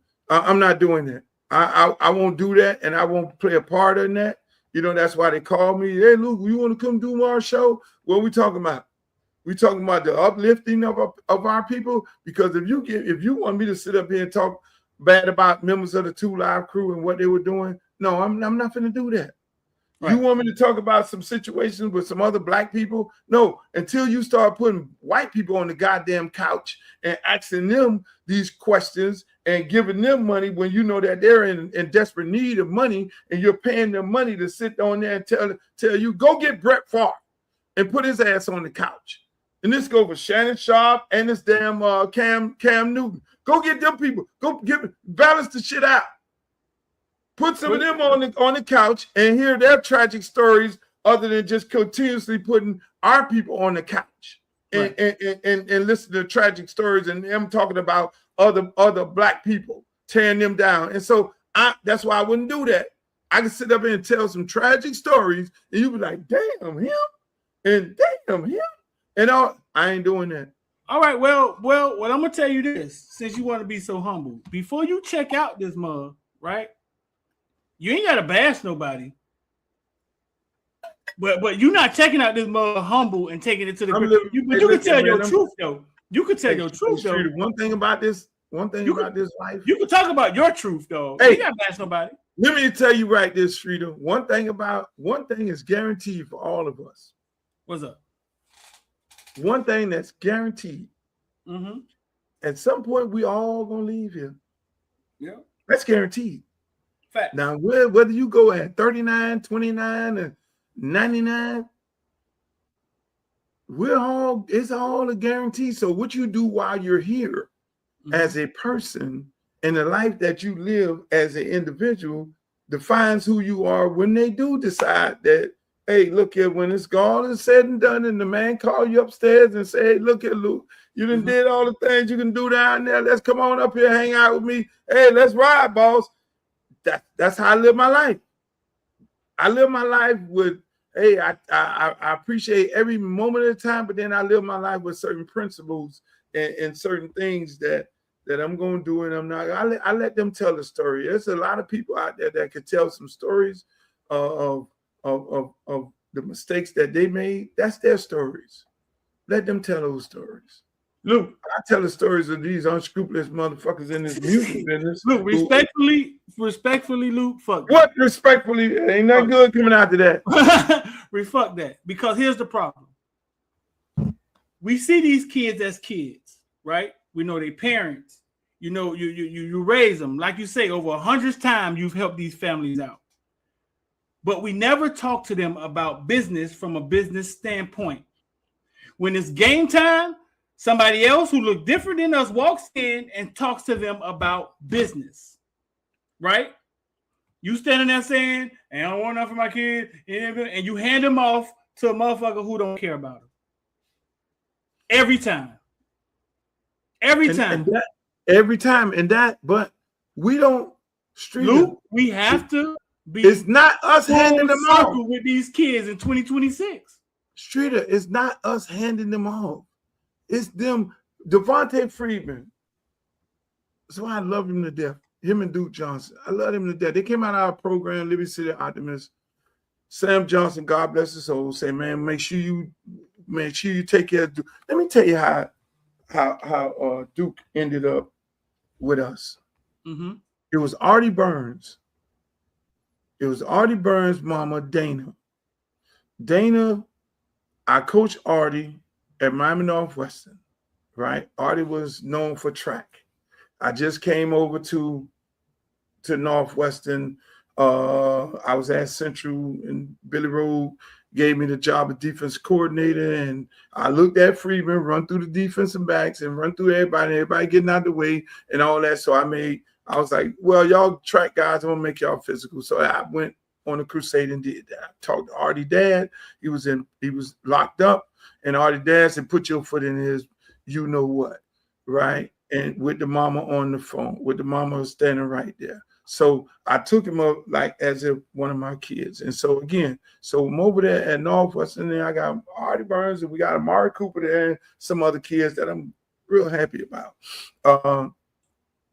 And me and Dana set out a plan for Artie, because Artie was the third fastest in the world in the 800. So I didn't cut a deal with Artie, with Nike and all that. Artie was going to go to the World Championship. He was not going to go to the Combine.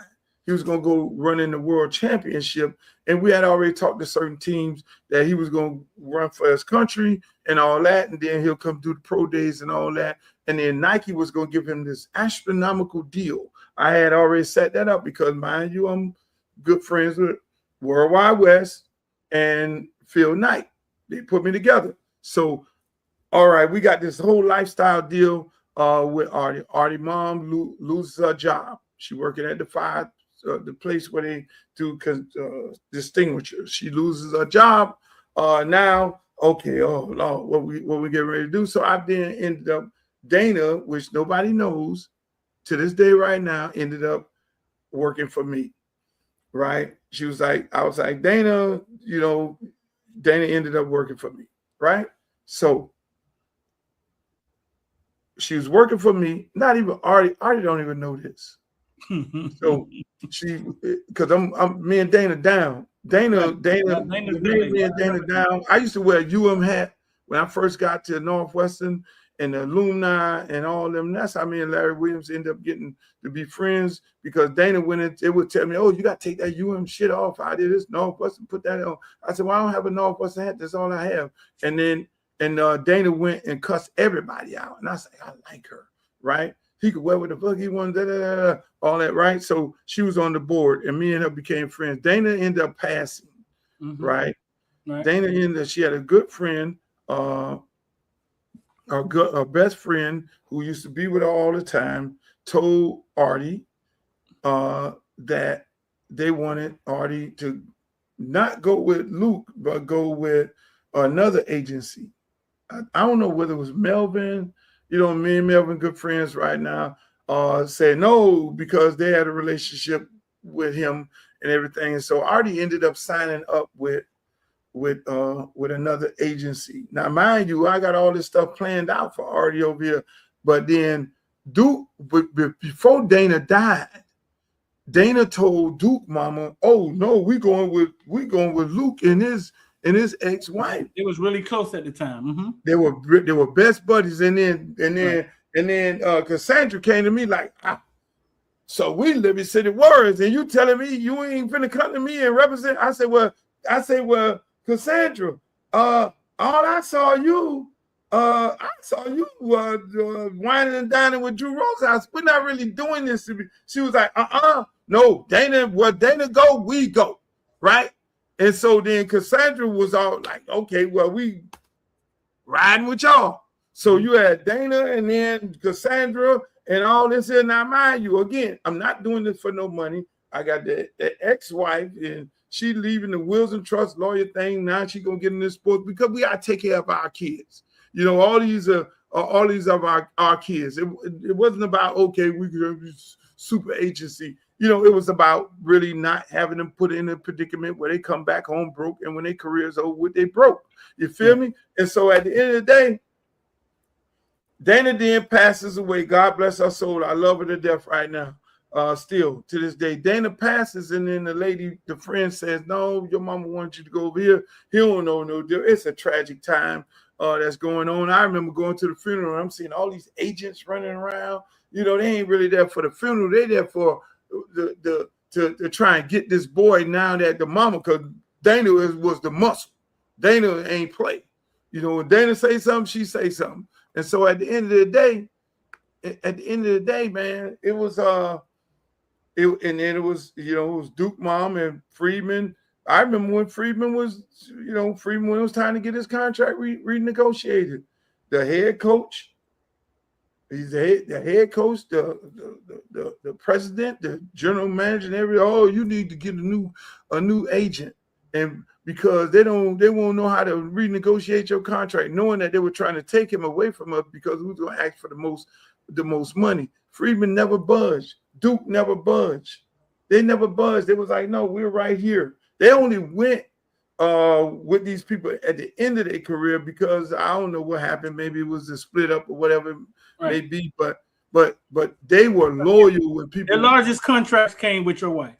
The largest contracts came with the ex-wife.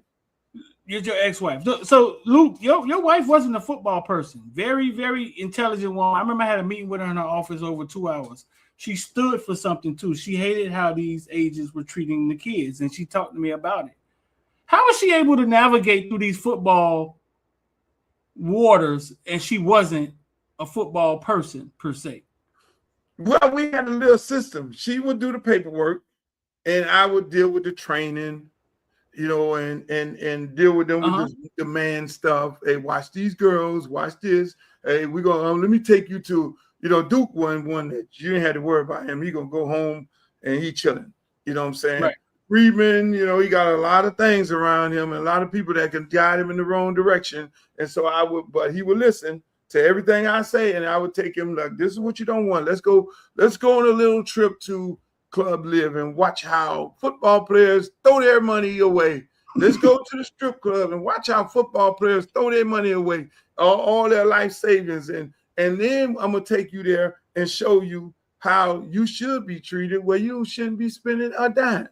Hey, Luke, hey, you in here, man, Freeman, right, NFL. Oh, whatever y'all want. You don't need to be drinking, because I always taught them about stories that I know from iconic players. Hey, do you know what Primetime told me when I took him when we were all at Take One, or not the Take One, but the other one right next to the Rolex, the other club? Prime said, man, I don't drink, man, because I can't put nothing in my system. It's almost like putting water in a gas tank. And I always tell my kids, hey, it's about what you put in your system, because your system has to. So I would tell them that. Don't put that shit in your system, boss, because I learned that from Prime. I learned from Edrin James to tell them, hey, look here, man, while they sleep, you work. So you might go out to the club, hang out, don't put that shit in your system, but then go get you a lift in before you go to sleep, and get one in. You got to get one in, because you compete with them, because they compete with you every day. And so they learned those things. And that's they took those things in. One took it in more than the other. But at the end of the day, they had great careers. And the financial part of it, Freeman got screwed one day because this lady, she made sure she put in there that fight, because he wanted to be over there where all the other players had the financial advisor. He didn't work them to go over there, but then what she ended up doing was she put a clause in there, which he opposed, that you don't have power of attorney. You can't make an investment without calling us, him or us, to make that investment. This man went and made $1 million investment one day. He gets on the phone and called me, oh, man, $1 million is out of my account. Really? Okay. I get on the phone, like we had a real system. I get on the phone, hey, look at $1 million out of his account. Okay, let me find out right here. Oh, yeah. The man took $1 million out of his account. So he had all these other NFL players that he had power of attorney, and he invested in a bad investment that lost. And what ended up happening? I said, no, boss, you got to put that money back. No, I have power of attorney over all my players. And then she didn't say, not with him. So eventually called up we'll call the SEC on your ass. You dealing with, we'll go. They don't want to hear that. They don't want to talk about that. They don't want to hear that. So what ended up happening, send a letter to the head man of the firm. I think it was, I forget what it was. Sent a letter to the head man of the firm. Hey, look, your man made an investment without authorization. You got to put that money in the account, or you'll be hearing from the SEC. Which way we're going to do it? They end up putting the money back into his account. And so Freeman and Duke, they did the right thing with their money. They, look at, man, they understood not to spin out, understood not to be spinning all in the clubs and throwing it all up, understood marketing. One understood it a little more than the other one, but they understood marketing, understood how to keep your face clean, your social media, and all these different things. And shit, hell, that damn Friedman low-key owned half of damn Miami, because I was like, what God don't make no more? Land. And I say, okay, we're gonna get you with a good friend of mine, who's gonna help you with the financial planning. And this man they start putting him in deals where these major corporations were putting up businesses on land that wanted to do the business with African Americans. And at the end of the day, this dude got people paying him rent, paying him mortgages on land that they own with major shopping plazas and shit. And so again, it all worked out. But Luke, listen, I hear you always say, I ain't want nothing from these kids. These my kids. I just wanted to make sure they were straight. I just want to take care of them. These my kids, right? I remember watching Mo and Shamar Stewart, right?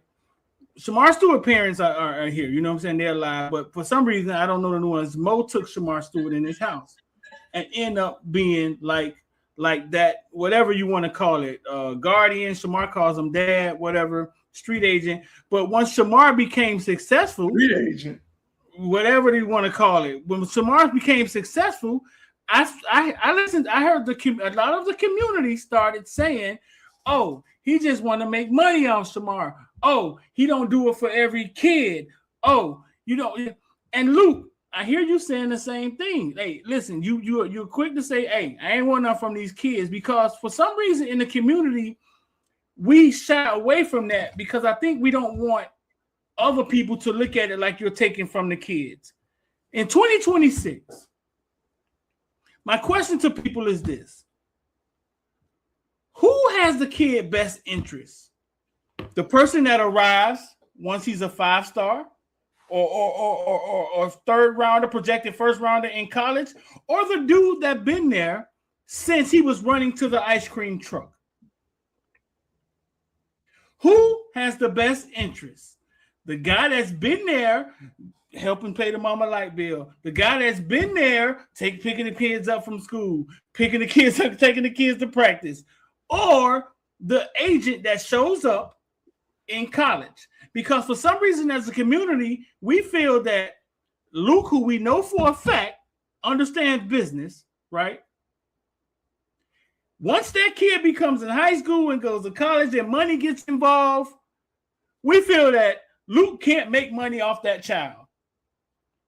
Or Mo can't make money off that child. And to me, in 2026, is bullshit, is dumb thinking, because the best interest of that child was with Mo. Obviously, if you could see it now, right? Mo was there when Shamar went to the hospital in college. Mo was there when Shamar had at the damn playoffs and hurt himself at the goddamn running out and never played in that game. His best interest was with Mo, the guy who cared. Yeah, why do we feel it's okay that Luke hands off Freeman to a person that doesn't know anything about him? And we're like, that guy can make money off of him, but Luke can't. That guy can make money off of him, but Mo can't. We have to stop looking at this shit like it is business, and it can be business all the way around. We are walking away from people who care, right? And walking into fucking lion dens, dog. A large part of it is right? Because at the end of the day, let's face it, you don't know, nobody can predict that a player is going to go to the NFL and be successful and be the highest paid player in the league. I mean, if you looked at Friedman numbers and use him as an example, he was the smallest of the group. He wasn't the fastest. He wasn't the tallest. But his thing was he worked harder than anybody else. I've got guys that played for me that didn't go with us that ran 4.3 in the combine. Yeah. And was tall and this and all these different things. And he always prided himself on say, Coach, I listen. That's the difference between me and them. When you look at the question is it's two things, right? Like you say, Mo or anybody else don't know whether this kid is going to make it, right? Right. Now, there might be a situation where, and we know Streeter, so we can't ignore this too. We could see this motherfucker 13 years old and he's 6'2". And shit, he out there running. He done went to, come on now, Streeter. I'm going somewhere now with this. Follow me. He's 6'2". That motherfucker out there, he went in rival camp and tore that shit up. Right? Now I'm all over you. Right? Okay. Then it becomes, hey man, shit, you barely 5'10" and you walk with a limp. You walk like this. We don't know. Hey man, pick you up at the house, man, take you home and drop you to the beans, and you come stay over the house with all the other boys, and y'all come and y'all chill and y'all hang out. It's a different story. It's one, if the mindset is, oh, this dude big as hell. Oh, he got handles at 11. I'm gonna hang on to this shorty here. And I don't know the situation. There are two different scenarios. I don't Still, to answer your question, I don't care if you can see. Hold on. Let me finish. Let me finish. Talk to me. There is. Should that guy not be able to reap benefits from that? Yeah, he should, because he's making an investment also. Because he's picking the kid up every day. He's taking him over there. That's why it'd be all funny to me when I used to be in this and we go to the draft day and some daddy come in, you ain't never seen him before, or not even draft day, or when it's time to sign, all of a sudden he got a daddy. Where the fuck was he at? Because I know I paid all the insurance. I know I paid all the money to go for him to play. The $125 every year at the park because he couldn't pay it. And I had to go pay the doctor to get him a physical all the time. But ain't no daddy was around, but the daddy is here when it's time for him to sign up and make a decision on what high school to go. And then, hey, have a tendency of, I'm going to talk to my dad. And it's like, nigga, give me my money back. You want to know where all this money. So again, it is not just, again, I don't remember those days, but you got to know. You have to know. It's a different with me, Streeter. It's different with me. I don't do it for anything in return. I mean, I never did it. Now, if we're in a business, they're not obligated. Then Artie wasn't obligated. Listen, man. I dropped him off. Listen, I mean, I'm there. CJ, Charles Gaines Jr., I dropped him off many times. Picked him up and dropped him to Carroll City, and he had a different agent. And none of them was obligated to be with us. And I didn't look at it. I just didn't look at it like that. We know you didn't look at it that way. I didn't look at it like that. This is what I'm saying. And everybody isn't capable. Right? Everybody isn't capable of helping these kids at the next level or representing these kids at the next level. We know you did it out from your heart. And I'm not even saying recoup money. That's not what I'm saying. What I'm saying is that if Luther Campbell or Mo or Malachi Mom are capable of navigating those business waters, right? Once we get out of high school and we start talking to these coaches about NIL and if you are capable, in our community, we have to stop fucking thinking that Luke gets left in high school. Mo gets left in high school. And now it's time to hand it off to this Jewish guy. Or now it's time to hand it off to this guy because now it's time for him to do business. No, Luther Campbell had been doing business 20 years before all you motherfuckers. You are capable. Right? Yeah. No, we gotta stop looking at it like, hey, no. It's time to let him go to. No, bro. But that's a smart person. See, a smart person a smart person would be like, it would go, whether it was Mo, whether it was Luke, whether it was Larry, whether it was Curly.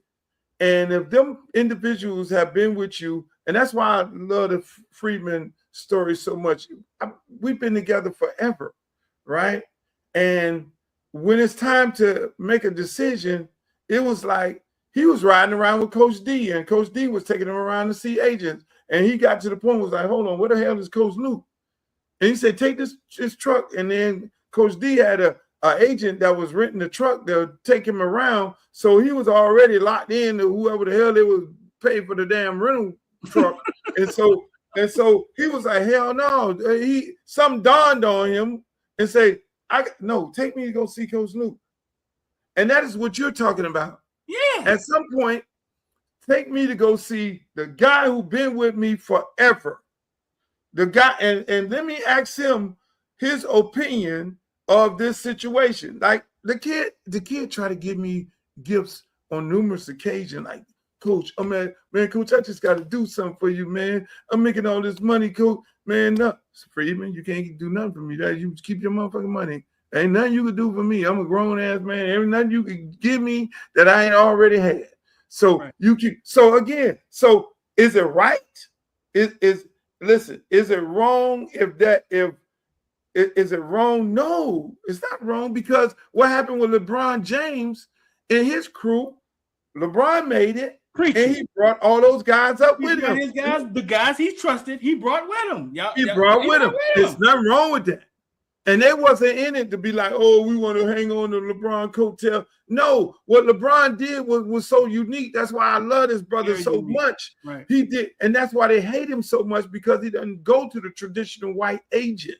And that's where a lot of the bullshit come in. That's what happened with Shador. Shador was represented by Deion Sanders. He was not represented by Jimmy Sexton and one of them white agents that the quarterbacks traditionally go to. He was breaking the norm for more reasons than one, and they showed him better than that they could tell him. And so my point to that all is, again, these kids, it's nothing wrong with it. LeBron said, no, we're gonna do this shit ourselves. Now this a dude ain't never went one day in college. And he said, no, you gonna be this, Mav, you gonna do this. You're going to do this. Now he has one of the biggest agencies, one of the biggest production companies in the business on low key. And he's representing so many other players and so many other teams. This man is arguably the most powerful guy most powerful guy with his guys in the league. And I heard he brought his guys up. And a lot of these guys,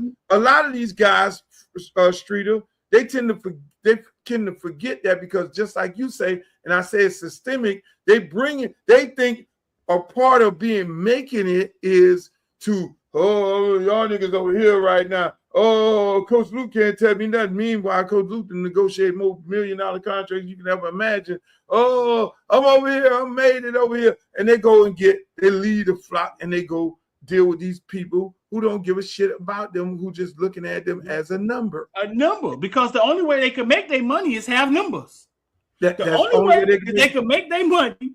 It's no different than it's no different than that picture that I saw with all the white coaches, like 26 white coaches and no black coach in there the other day that was on social media. And that picture was so powerful. They all was standing there like this here on the picture. And I looked down to I did a caption like this because they know what I was going to say. Well, where the black guy is? They think they have us profiled. And it's so, let me tell you something. You know the wildest part about it? And if anybody could go into one of these meetings when they just sit back there, be a fly on the wall, and hear how they talk to the mamas and all, they come in there with their Armani suit on. Hey, mommy. They go to calling the boy mama, mommy, and she in the kitchen cooking. It's like Jesus came off the wall. The white man came off the wall. Because first of all, they go in the house looking and see if you got a black Jesus, our white Jesus. They profile every individual in that room. So you sitting up in there, they got the park coach, they got the high school coach, they got the girlfriend sitting over there pregnant, they got mama in the kitchen, and mama trying to be hospitable. They come in the house and they do their presentation. They done seen that shit 1,000 times. They know their profile. Well, who is the person in here? And they'll just start listening to you talk. Who is the person in here that got his ear? And if it's the park coach that got his ear, you know what I'm gonna do? I'm gonna pay the park coach off. If it's the girlfriend, I'm gonna make sure the girlfriend have all kind of shit. I'm gonna pay her off. And if it's the daddy or mama in there, and I'm gonna be an influence with the daddy, and mama is standing on, no, I don't know about you. They go to paying everybody off by profiling, and then they go to cutting other people off, like family members who know business, and they be like, what the hell y'all doing? Y'all finna deal with this shit here? And the family members say, man, I'm gonna worry about my own goddamn business. And then they go on about their business. And so you see people gradually leaving the circle. So the individual already have a circle, and those people they start cutting them off.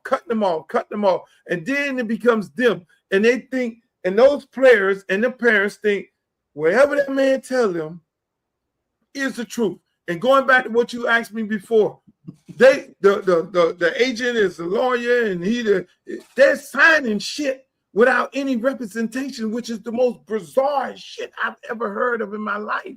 What do you and mean? So that's why I came up with the thing. Hey, look, you get in the business by overlooking their contract. They have nobody overlook. They're signing a contract that these people are pushing in their face, which is fucking ludicrous. It's like going to the car lot, not negotiating. It's like buying a house, and this one side, the lender has the contract. Before you know, you just sign some shit where you miss one payment, they're gonna take the house over without having your own attorney. It's the most craziest thing in the world. And they allow that to happen. They don't even tell them. Like even us in the music business, we have a clause in our contract say you gotta go get some representation. We have a clause in our contract. If you got a problem with the accounting, you have a right to do an audit. These things are embedded, not in the NFL, and those people know it. They just be so happy. Oh, I saw the agent on TV. They shouldn't even let these motherfuckers on the NFL draft TV. All they be doing is advertising themselves. So when they see the agent who's in there with the first round pick and he mosey up in there, then it's all. We had a player. The player wanted to sign with us. The brother wanted to sign with us. Mm-hmm. The mama did not want to sign with us, right? The kid was crying, oh, I want to be over here with them. The mama did not want to sign. She wanted to be with the white people. And literally said, white people are going to look out for you better than these black people. And then the boy went all the way to the draft, to the draft.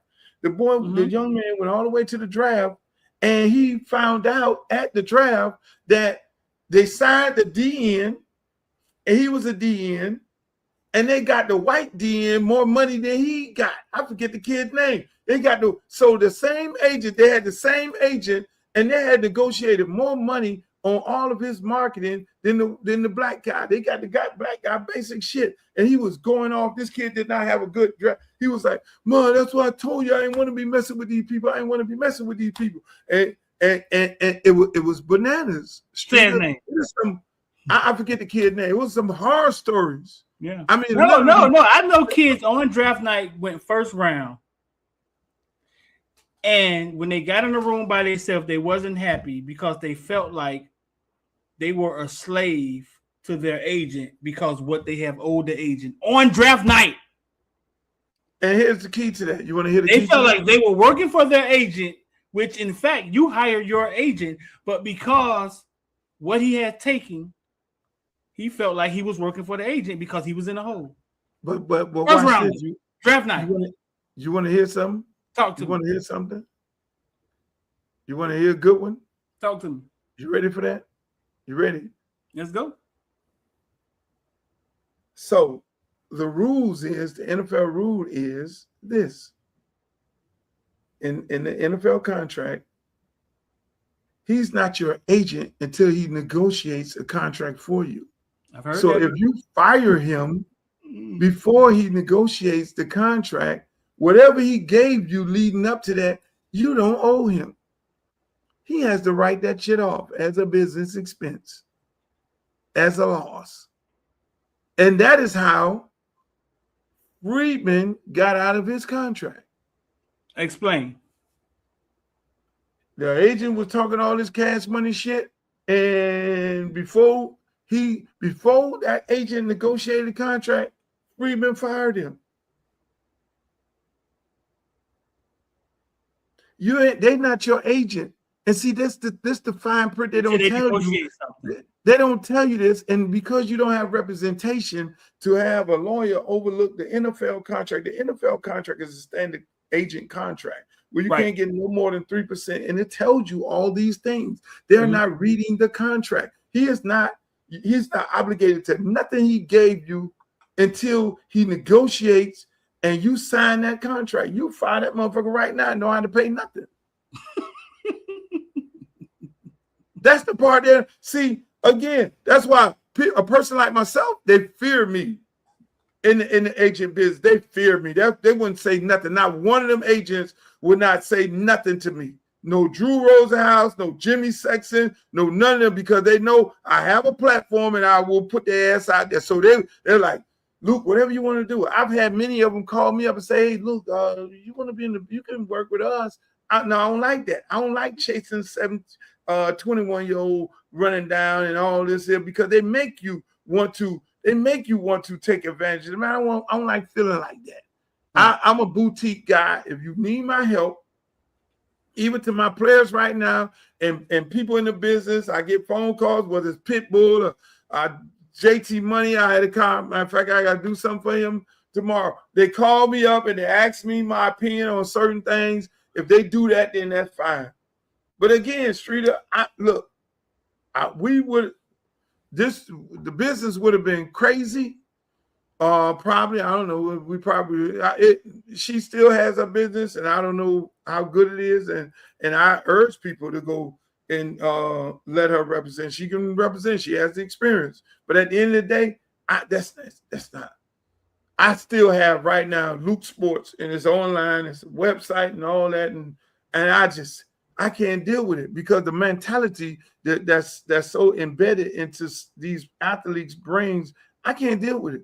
I'm too old for that shit. I'm too old to try to explain to people how I can help you better than they can help you, and how they're trying to take advantage of you, and how I'm not. Like me and you, we started talking to people, and okay, man, you do a great job of marketing these guys.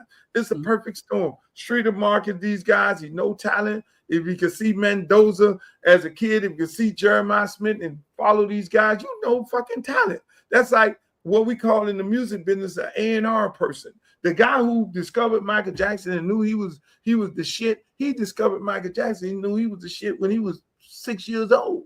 And we all have the eye for talent, whether it's entertainment or whatever it may be. And again, there's room for us to be involved. And at the end of the day, when you really understand the NFL draft, all those guys, the 122nd pick this year is going to get 10% more than the 122nd pick last year. Right. So it's nothing to negotiate. Only time you doing a renegotiation is when you renegotiate the contract. And a lot of these damn people, because of how they got the league rigged up, by the time it's time for you to get to your second contract, boss, you're cut, because the life expectancy of an NFL football player is 3 years. So the goal is, how do I get to that next contract? That damn Devontae Freeman got the 3 contracts. Right. I mean, I remember when NIL first got popping. I sat down and I had an interview with Where's Mo. the people in the chat? The chat, y'all done went to sleep. And the chat got quiet. I think they listening, bro. We pumping right now. I went and sat down with Mo, and I had an interview with Mo and Shamar. And I knew that the fans would come down on Mo, like, oh, he's a street agent, he a handler, why is he there, why yada yada. But I called Mo, and I did that on purpose, because Luke, what I saw was that we were walking into an era where the high school kid was going to have to talk to these colleges about money.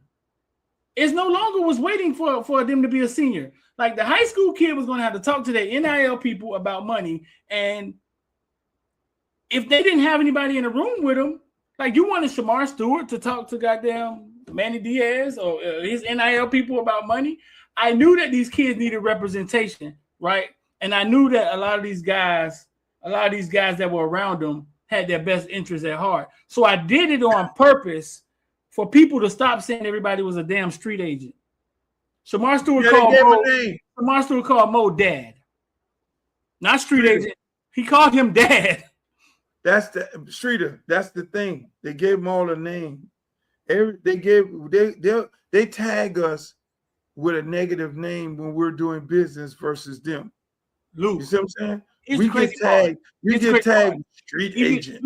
Even the white and the Jewish people are street agents because none of them have a goddamn license. Only a few of them have actually taken the test. So if you think the black guy that's walking with the kid isn't qualified, a lot of these other people aren't either because only a few of them have taken the test. Streeter, you cooking with grease? And listen. That's why I look at a lot of these families and I don't even get into it. Like I've told you, Streeter, if this young man or this mom or whoever wants some help, I'll be more than happy to help him out. You know, I ain't looking for nothing. You know what I'm saying? Because I just want I want the best for our kids.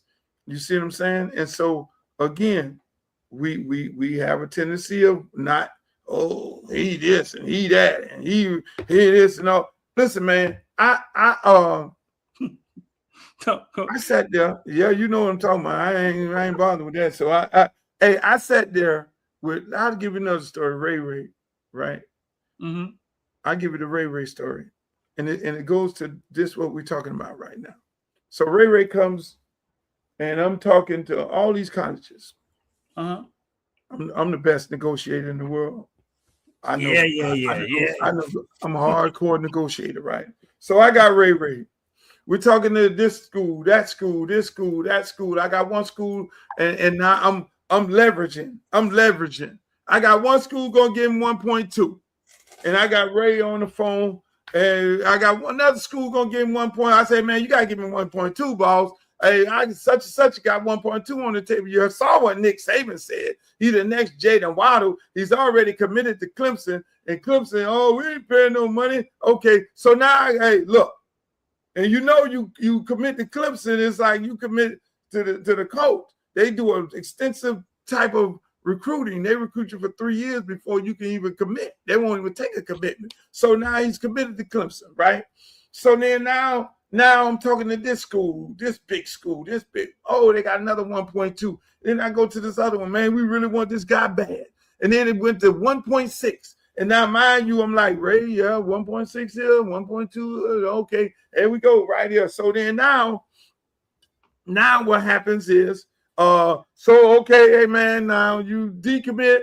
Okay, if he decommit, if he decommit, he get 200,000. As soon as he commit, he get another 200,000. You get another commit, you get another 2. When you walk on the campus, got house, plane, all that. Well, mama need to fly. Mama don't like to fly. Well, we get mama here. We'll get a house and everything and a job and all this.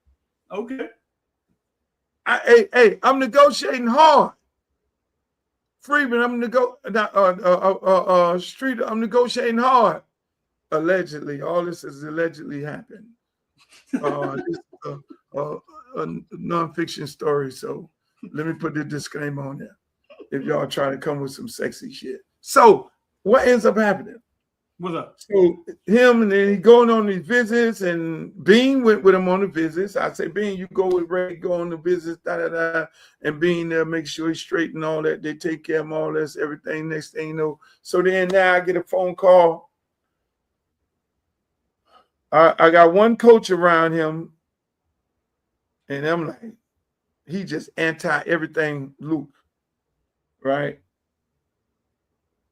And next thing you know, so he calls me the day before and say, Coach, and I'm going to the story. Can you talk to these people over here at Miami? And I go to talk to the people at Miami, and I say, well, what? He said, well, the number is this right here. I said, well, Ray, why are you been entertaining that? You got double the amount at someplace else. But can you talk to them? I said, this the day before you getting ready to commit somewhere? And so he was like, yeah. I get on the phone, talk to the guy, and the guy says this, and I said, well, you need to go talk to John Ruiz. I said, no, this 800 that you offering him, mind you, he got 1.2, 16, 1.6. True story. I said, y'all way off, 800, and you need to at least come up to this. Oh man, no man, all this and all this and all that. I said, you need to with him on the phone. Now I did nothing. Ray was on the phone, and I think the guy was helping Ruiz at the time. One thing without him, DeWarso was the guy helping Ruiz at the time. It was DeWarso helping Ruiz at the time, I think. And I said, hey man, I don't know this dude. He put me on the phone. I said, I don't know this dude. And so what ended up happening? What's up? Right? I said, well, you need to go and fucking get some more money. I said, you need me to call John now. Mind you, I just left John Ruiz's house 2 weeks before because he was trying to do a deal with my brother. Mm-hmm. And so I go to this house and all that. We ain't impressed because we really in there making a joke. We're really in there making a joke because John got this big old yacht and in the back, he got this big old house and all that. And we're supposed to be impressed. Mind you, this brother I got is a fucking rocket scientist, got more money than law allowed, more money than John has. He's trying to get John platform, so they don't know this, right? And it's like, yeah, y'all can use my jet and all this and everything. And so I'm looking at my brother like this, and he laughed, and I'm looking like this, he laughed. I say, we could use the jet, right? We in the clowning John Ruiz.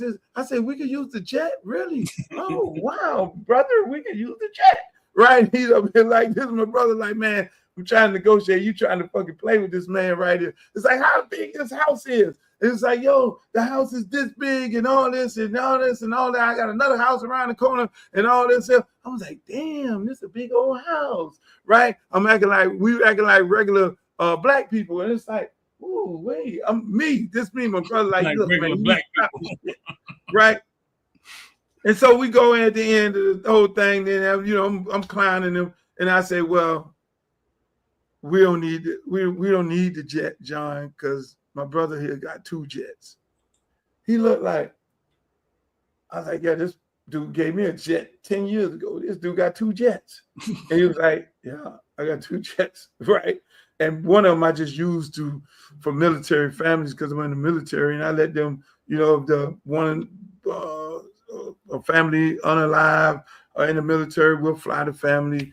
And that's all I use that for. And now I got the other one we use. He was like, oh, wow. Right? And then I was like, hey, man, tell John how big your house is, the property you just bought in Jupiter, and how many houses you just put together. The man put together 8 houses in Jupiter, plus steel and all this. So I'm sitting up here. He was like, oh, really? So we're not impressed. So right. Going back to Ray, I'm like, you need to go have a conversation with John. If you got to come up with these numbers. So what happened after that, Streeter, to tell this story? You want to know what happened after that? What's up? They got on Twitter. And this the key. This is what they do to us. If you're a street agent, you're trying to get something right here. They then start telling these dudes on Twitter Space, oh, Luke was trying to get money for Ray from them. It was a guy. Oh, what the guy name is with the 7-on-7. DeWarso. I said, bring him to me. I said, bring him to me and say that in my face. Bring this MF to me. Never brought him there. I was like, Brett. I called up Brett. I said, Brett, you better get your boy. He talking this. Hold on, Luke. What? Do what? Hey, bro. Man, Streeter. And the kid ended up, I say, Ray, I'm going to tell you like this. And again, true story. I said, Ray, here's what's going to happen because I always forecast the future because I know how to predict people. I say, Ray, this is what's going to happen, Ray. We got off the phone with the guy. I said, you didn't have me a part of this in the beginning. I guess you cut this deal on your own because all the other ones, it was me and you. But this you the boss. However you want to handle your business, how you handle your business, but this is what's going to happen right here. They're going to get off the phone with me. They're going to call up the head coach. They're going to call up whoever else, the money man, they're gonna all gang up on you and say, "Oh, Luke is being unreasonable." I say that is the reason why I had you on the phone in every negotiation, so they can't tell you, "Oh, Luke is being unreasonable," because you know the number from the other teams. That was the whole reason I did this, because I know how we get perceived. Right. They tell the white guy tell the black player, "Oh, he lying to you. That ain't the truth. That ain't the right number." So I eliminated that, Streeter. Right. I had him on the phone. He on the phone. The team ain't know he on the phone. He's just on the phone. He listened to the entire negotiation, texted me while it's on there. "Hey, coach, ask him for this. Ask him for that." So he understood it. So I know it's going to come a point where I didn't think it was going to happen with these people, that they were going to say, "Oh, Luke, either getting something, or I never went on no trip. That's why I sent Bean out there. Hey, look, I ain't going on no visit. I don't do visit. I already did what I did. Look at, man, y'all take the deal. Let them explain the deal to you and your mama, what you already knew that was already negotiated." So when the dude came with that bullshit and they tried to spread this narrative on the two, I was like, "Bring him to me." And I told Brett, "You better tell him to shut up. I will blow your whole damn shit up." Yeah. And that's what they were spreading that you were trying to make either you street agent or you want something to line your pockets. Now here I done negotiated, help negotiate the damn highest paid contract in the NFL, and I ain't asking for that. They were spreading that you were trying to make money off of Ray. Exactly. Listen, stop right there. Why stop right there? Why the fuck is that an insult? I've seen DeWasso in rooms making money off kids he's coached. Why is that an insult when it comes to Luke? And that's the community shit we gotta stop. We never want to think business. We always think bags. When we talk about black people doing business, it's a bag. It's under the table. It's making money off of. When we talk about them doing business, it's just business. It's just business. Correct. It's just business. When it's them, "Oh, he wants something." Yeah, I was laying there for them. I said, "You better tell the boy to be quiet. Come on, you better tell the boy to be quiet." And so that's why I always. And Streeter, that is why. And I say, "Ray, you will essentially be firing me if you don't have them to call me back. If you're gonna sign up with them people, they're gonna know two things that happened to you. They were able to separate me and you.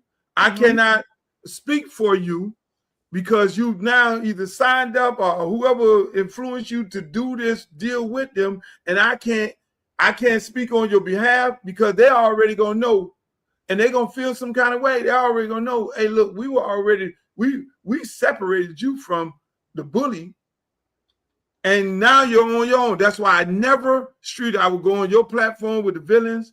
I go on the Twitter spaces and all that and everything. I never said anything. I never called Mario about no Ray not playing. I never called nobody. I never talked about it. I left it totally alone, because I didn't put him in. Now, if I put him in that situation, you ask Eddie Graham, he'll tell you.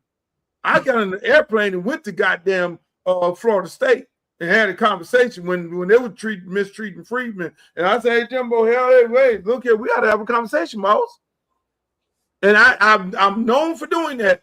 I'm known for Jimbo, unless you, if I'm involved, you ain't gonna lie to my players. Who's the coach? Jimbo Fisher. You had to go talk to him about Freeman? Yeah, Eddie Grant. Yeah. They'll mistreat them. He goes out there. Let me explain what you're saying. So anybody who thought, right, any of the shit Luke have said over the last few years about the Canes was about Ray, right? What you're saying is that Ray separated kind of when he went to the Canes. He kind of separated from you. You never said Ray name. Like, you never said anything. You never mentioned Ray name. And if you feel like he was talking about Ray, it's because your ass assumed he was talking about Ray. It's the systemic, it's the shit that we got in our brains. Right. It's what we got in our brain. So I sit there and laugh because I'm a people's person and I analyze and I'm an analytical individual. So I sit there and listen to them think and how they talk. And I'm like, these fuckers really think, damn, I lost Facebook. They really think that I never bothered with it. Now, if mind you, if Ray, if I'd have been over there and Ray we'd have negotiated, and then next thing you know, Ray signed up over there with them. I said, Ray, if you don't have them call me, you would have essentially fired me as your representative who ain't getting paid, and you would have went and signed up with these people on your own. Right. And so he eventually went and he did it, and I ain't never bothered with it. I ain't never went over there and talked because I'm saying whoever told you to go over there with them, then they didn't want to need to be talking on your behalf. And I know I got an idea of who it was because they always was at practicing, and I would look like this here, like, yeah, you need to go talk to these motherfuckers here since you signed this boy up to this damn this movie here. You know what I'm saying? Because again, when you take less, and he was like, Coach, which I respect. I'm like, well, why would you take half the money? I mean, I'm like, son, the NFL is not promised to nobody. You know what I'm saying? You're losing $800,000. You leaving it on the table right here to go over here to take 800. You know what I'm saying? I said, nah, you go where you want to go at, but you're a 4.2 GPA. This don't make economically. He said, Coach, I always loved it to school. And I always want, I said, well, you make your own decision. And you say, I love Miami. And I was okay, now, you know, that's $800,000. You can't get that motherfucker back. You know, and I said, but if you don't have them people call me up to that run man these wanted to be a numbers up, king, man. That man wanted to be a king, goddamn. man, hey, he jumped on it. And I can tell you one thing, I love him to death, man. I love him I look, Streeter, do you know how much it was burning me up for them to be mistreating him? It burned me up, but I couldn't say nothing. And they know they had them pulled them. Boy, I've got on the plain street many times and went and had to sit down. Hey man, I'm sitting down in the office, man. What's going on? Let me see this evaluation. Let me see the chart. Because let me see if you don't know the plays. Let me see your chart because they do a report every morning on the player before they hit the field. And then they do a report after. So the average coach, high school coach, don't know that. I learned that when my nephew was playing at Auburn, and I went in and I'm like, what the hell going on? And I realized going up there talking shit, and then them people just showed me that damn chart. So I learned how the chart game worked, and that he didn't really know the plays. I was like, dummy, you don't know the plays, right? So at the end of the day, I know, give me the report. You got a report here. Give me that. Let me see what it is. Okay, he don't know the plays. He know the plays. He hustling. You ain't hustling. You came to meetings late and all this, and your grades and all that. That gets you put on the bench. You feel me? And so I couldn't do that with him. All right, look, but I can tell you what, my young fella, he gonna be all right because he's a God-loving kid. He's a humble kid. He ain't gonna do no running his mouth. He's gonna, you know, he gonna be all right over there. East Carolina. He called me up when it was time. He's like, you know, I like Ray. We all make mistakes. Right. I said we all make mistakes because originally I was like, they weren't recruiting you at Oregon, so why they want you now? They probably want you because you're committed to Clemson and they don't want nobody leaving out the backyard. Then it was Gaddis who really wanted you, and then Gaddis left, and then now you got somebody. So it was a catchy situation. Shit happens, right? And so it really never got an opportunity. And so again, I couldn't go and speak on it. I wasn't going to go speak on it. So people automatically thought I had a problem because it was one of my kids. No. And so when we were talking this year, I say, look here, boss, here we go.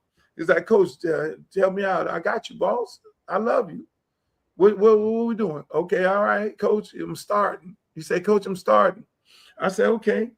And then he went to the game, the Notre Dame game, and he called me after the game. He said, Coach, they told me right before kickoff that I wasn't starting. I said, oh, really? He said, yeah, they told me right before kickoff I wasn't starting. I said, okay, well, maybe they're going to work you in or whatever. I say, and then the next game he didn't play. I said, okay, well, we got 2 games. I said, look, here's the deal. You got 4 games after the Florida game. to find out how they're going to play you. If you're in the system, the rotation, or is the competition, are you going to be able to play in any one of these positions? You can play multiple spots. I always thought it was going to be you and Mally on the field. You know what I'm saying? And so that wasn't a thing. And I say, well, you're going to have to make a decision after the Florida game whether you redshirt, because if you stay catching punts and shit, you're going to lose a year and you would only have 1 year left. The likelihood of a team wanting to take you with 1 year left is going to be slim to none. You feel me? And so you got to make a decision. So, you know, I say, but look at how they played. We knew before the Notre Dame game he wasn't starting. But no, we didn't know that. We had heard that. We had heard. We did. knew before the Notre, huh? You know that, but he didn't know. We knew that. before the Notre Dame game he wasn't starting. Not him. Y'all knew it. The media, but he didn't know it. He was told that the day of the game. So now, yeah, we all knew that from a whole lot of other situations that went on leading up to that, which I don't want to get into. But again, the man is entrusting his people. That's what they tell him. So at the end of the day, I mean, that's all under the bridge. He goes to now he gets to, okay, well, I got to make a decision whether I'm going red shirt or not. And so right. So slow down so people can understand what they saw this year with Ray. At some point, it seemed as if Ray was just okay on the bench, and that was because if he played, he burns his red shirt, right? Yeah, if he played 5 games, then you burn your red shirt. So after the Florida game, when he wasn't in the rotation, I said, son, you got to make a decision, because if you go by there, catch 1 punt, you have burned a year. You have 4 games to see how they're going to use you. They didn't even fucking use you in Bethune-Cookman. You know what I'm saying? So if you ain't playing in Bethune-Cookman, I mean, hell, you know, y'all just played one tough team and a whole bunch of other slaps, and you wouldn't be in the play in this situation. So then he say, hey, coach, I'm gonna just do a red shirt. I say, here's how you do it. You go in there, you tell Mario and you tell Beard that you're gonna, you know, take a red shirt because it's obvious that you're not in their game plan and the mix or anything like that, and you'll just, you know, you'll be there for emergency purposes. And so that's why you saw him out there dressing out every game, and he was just, you know, sitting there. And if somebody got severely hurt or 2 guys went down and he had to burn the red shirt, he would have burned it. That's why he dressed out.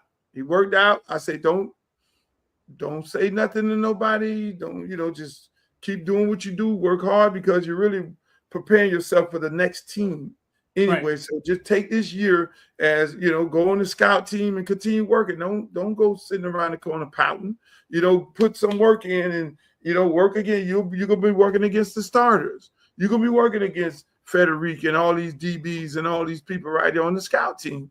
You know, and so you're gonna get good work in to prepare you for your next stop. And so that's what he did. And that was the mindset, and that was the whole game plan. So everybody's seeing him, what he's doing right now in East Carolina. Shit, this dude had a whole year. He ain't got no wear and tear on him. He been sitting over there for 2 or 3 years. And then he took the last year and then repped on the scout team against the number 1 team, the number 1 defense. You know, so shit, he in good shape. And that's how it works, Street. It always worked different types of ways. Yeah, it gets deeper than rap, bro. And a lot of the fans, I mean, they surface level with it, and they can't really see, like, you know what I'm saying, behind the curtain. And a lot of times you don't want to see what's behind the curtain, because sometimes you look behind the curtain and you don't like what you see. Yeah, everybody's fanned up. Everybody, right. Let me tell you, when you've coached 20 years like I have, there are kids who went to places and they did good. Artie Burns was one of my players. He went to Miami and he did good. He was a first-round draft pick. Right. Amari Cooper did good. He was a first-round draft pick. Carlton Davis, another one of my kids, did great. You know, Vashawn Jones, all these kids did great. You know what I'm saying? And then there's ones who had to make transfers, who it didn't work out for them there, and they had to leave and go to another school and things like that. I never had no ill will towards school. It's more so, hey, and the kid, I'm like, yo, get your shit together, and you need a new start. And when you get into that new place, you don't take advantage of it, and just understand, look yourself in the mirror and say, these are the things that I did not do here. Now, there are some peculiar situations that some of us may get into, you know, it's like, but you can't look. It's like, and that's why I love that kid Ray so much. He ain't looking at, okay, man, I could have been at Louisville with 1.6 million. And I could have money could have been up, and I could have been in Braun offense, and I could have been the replacement of Tutu Atwell, and I could have been leaving and going to the draft. That kid would have been drafted this year. You know what I'm saying? He ain't even thinking about that. He thinking this is what I wanted to do. This decision I made, and okay, I gotta live with it, man. It ain't over. Life ain't over. So now he's over at East Carolina. He got 2 years to get off, to get himself. Now when he go in somebody combine, oh shit. And one thing, God don't teach speed. And when you got speed, heart, and ability, God don't that look, shit, I want to go out there and run a 4.4 right now. And God ain't blessed me to do that shit. You know what I'm saying? I might run a 8.4. You feel me? And we have to exploit the things that he, you know, so he'll be all right. I mean, I think parents need to understand. Parents need to understand this business. I remember talking to Rod Mack, and he understands it. Like, it's a business. The team has to have depth. The team has to have depth. The team has to have starters. Yeah, they have to have guys behind the starters, and they got to have guys behind the starters, because shit can go wrong, right? Yeah, right. The parents and the players, or whoever representing your child, you have to be able to see what's best for your child. What's best for your child. You have to be able to see that, because their job is to create a roster with a depth chart. And I don't blame them for that. You know what I'm saying? Yeah, they got to do that. But the thing is, like in this same situation with, and this, so it's ironic. So you had Ray, he obviously had some outside influence. You had Freedman. Freedman would not fucking move without asking me, Coach, should I go over here? So Freedman was in a situation. Randy Shannon and them did not want him. Right. He went to the camp, tore it up. He was the best running back at the camp. We went, got on the highway, went to Florida State. Florida State immediately offered him. He had no offers.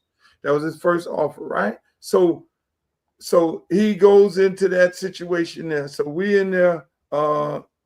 Now, Al Golden comes in, and Al Golden calls me up. Hey, man, I've got to get this Freedman. I got no way in the world we can let him go to Florida State and all this. Now, mind you, Telly Lockett had all his players to leave early to go in December, which was the most unique thing ever. So you going in December. So Freedman going in December, right? Mm-hmm. Well, a lot of people, again, rule. A lot of people don't know the kids that are going in December. Yeah, they might sign a scholarship, but they're not officially on that obligated to fulfill the obligations of that scholarship until they one day when they walk in school. Not like the other kids who sign later, who sign now but then go in later. But so Al Golden on the phone, no, don't let him go to class. He already signed up. It was like, no, don't let him go to class. If he go to class, then he'll be official Seminole. Up until, so we negotiate. We're talking to these, not negotiating, because back then it wasn't no money thing. We're talking to them, right, about this kid, and now he in a situation like he always wanted to be a Hurricane. He always wanted to play here in Miami. This Devontae Freedman, and he's sitting there looking like, Coach, what do I do? What do I do? They want me now. They want me now, and he damn near about to. He done put his clothes in his room. He getting ready to go to class. And he's like, Coach, what? I say, Freeman, one thing I'll tell you, I don't tell nobody what school to go to. Now, you need to go and pray on that. You already committed, getting ready to go into class. You got this man, Al Golden, came here begging that he wants you. And I'm like, Golden, they told me they had all these running backs. He said, ain't no damn running backs on this roster. I'm looking at this board. There's nobody here at Miami. This man's the best player. He's selling. We go. Bro, we went all the way to 2 o'clock in the morning. This kid telling me, Coach, you are going to tell me where to go. I say, no, I'm not. Hello. Uh-huh. Yes, you can let him in. See there? Y'all get it right there. He said, I said, no, I'm not going to tell you where to go at, boss. I said, I ain't going to go to school for 4 years because I don't get into that. I say, son, you make the decision. I say, this is what you need to do. You go pray on it. Wherever God tells you what direction to go, that's the direction you may need to go. But you need to go pray. And so at the end of the day, you gotta say, call me in the morning, right before that class, because that class was 9 o'clock. And he called me up and said, Cole, I'm gonna stay. I say, hey, whatever your choice is a good choice for me. I love it. And he ended up, that's how he ended up. They put the full court press on that motherfucker at the end. Al Golden did? Yeah, Al Golden put the full court press on him. Why did they have to come to that? I mean, I remember Najee Davenport telling me he told Miami, God damn it, bro. Y'all, hey, listen, y'all gotta come get this running back from Central. And they didn't do it. Randy didn't want him. And I love Randy Shannon like a brother. Randy didn't want him, and Randy didn't want Charles Gaines Jr. He didn't want CJ. He didn't want T.Y. Hilton either. He didn't want these guys. What was going on there, bro? Like, what was it personal? Was something wrong? What was going on? No, Randy it's like my brother. It was like, call him up. It was like they were like, no, he can't fit in our program. We got better running backs than him. And Luke, they told him that right there. That make no sense, Luke. This man ran for 300 yards at the state game. Didn't he? 280 or some crazy? Didn't he, dog? Come on, Luke. Go. They did not want him. And that's why when you see him play Miami, I think every time he played Miami at Florida State, he probably went over 200. Yeah. He took that shit personal. He was like, man, hold on. This man told me I couldn't play, but it wasn't Golden. It was Randy them. And so again, I think Randy was in we're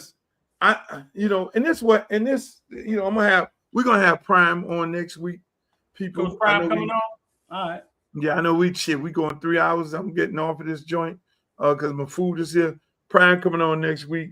And the thing is, fine food. The thing is, and we're gonna talk to him about this, and I'll probably have another coach on also with black coaches, right? Mm-hmm. Versus white coaches. The black coach, why does the black coach don't necessarily succeed that often, right? Especially when they're in a rebuilding situation, other than Friedman over at Notre Dame. That's a machine, well-oiled machine already going.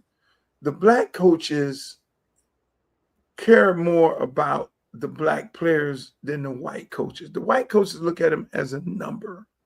The black coaches look at him as their son. You know what I'm saying? We know more things than the white coach know. Why? Because we've lived that life. A guy like Prime will see that, you go, because he's seen some of his homeboys, you go in the wrong direction, balls. I already see, I'm looking in your eyeballs. You know what I'm saying? So we'll discipline a kid and set him down to save his life. You see what I'm saying? With them, they don't give a shit because they're another number. You know, you're a number. You just bring your ass on out there. All I want you to do is don't shoot nobody on campus. As long as you get your ass into the football field and you play, we're straight with you. That is what the white coaches want. But mind you, the black coaches, we're going to discipline you, we're going to suspend you, we're going to talk to you and all that because we already know, because we lived the life and we've lived that life and we want the best for you in this while you're here in this institution and when you're gone. Those white coaches don't care about them black players like that. I mean, look at how many kids you're gonna tell me Maurice Claret had issues when he left. When he stopped playing? No.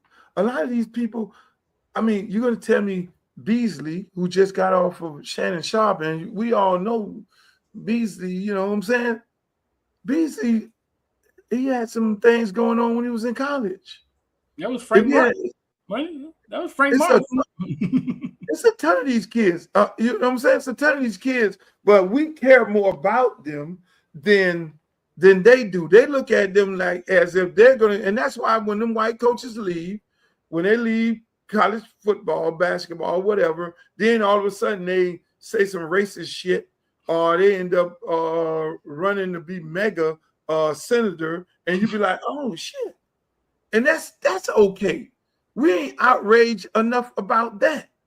You know what I'm saying? Because they don't care. You know, we're gonna care. We're gonna care about Bobo. Like Kamani McClain.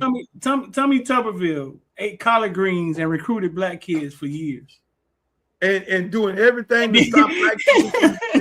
And then stop coaching football, and now all of a sudden talking about black people are the most violent people and all that type of crazy. Exactly. And so what you were thinking, Tommy, when that was going on, but at the same time, and we don't know that. So that's why when people sit up here on all these social medias and these black guys in sports be so celebrated, oh yeah, Prime ain't win but 3 games. Oh, Prime this and Prime ain't this and Prime ain't that. You know, I sit up there and say, are you serious? You are the lost brother that you could only ever imagine. You're lost mentally, boss. If you're sitting there praying on the downfall of him, then you're praying on the downfall of yourself and your kids and every other kid and every other black man after him, before him. So how does that, you know what I'm saying? Like, right. Real talk, Street. I bleed orange and green, but I would not have a problem if kids go to the University Colorado with Prime. I wouldn't have a problem with them going to goddamn Loxley and Maryland. You know what I'm saying? I want to see them brothers succeed because them brothers ain't in the picture. You saw the picture with 26 coaches. That's what college football looked like. That picture with Dabo Swinney and all the rest of them coaches on whatever retreat they was on, coming from some golf tournament. Not one black coach in the picture. That's the picture. That is what you're sending your kids to. 99.1% of them will leave college football and say some racist shit, or have already said some racist shit, and with no consequences. And then show you really how they care about your kids. And they say, well, Luke, why you always talking about black and white? Like if you don't speak up for that one, if you don't speak up for the 1%, who is? Because obviously there's no spokesperson in the room. Hey, if motherfuckers can't be offensive coordinators, as long as it exists, I'm gonna talk about it. But again, that's it, Streeter. We gotta go. I got to go. My man Streeter. Hey man, I enjoyed you today, man. I love you, my brother. That's Streeter from Footballville. Make sure y'all go check him out. I didn't cut Streeter off too quick. Y'all go check him out, man. He's over there at Footballville, all over the social media platforms. That Streeter have you on here all night. I can't do it. I gotta go. This has to be a marathon. And shouts out to Mike Silver. Shouts out to Chevron, Senator Chevron Jones. Shouts out to Miss Nixon, Senator Miss Nixon. Hey, look, man, this was a long ass show. Shouts out. Mike Silver. Mike Silver broke the record. Streeter.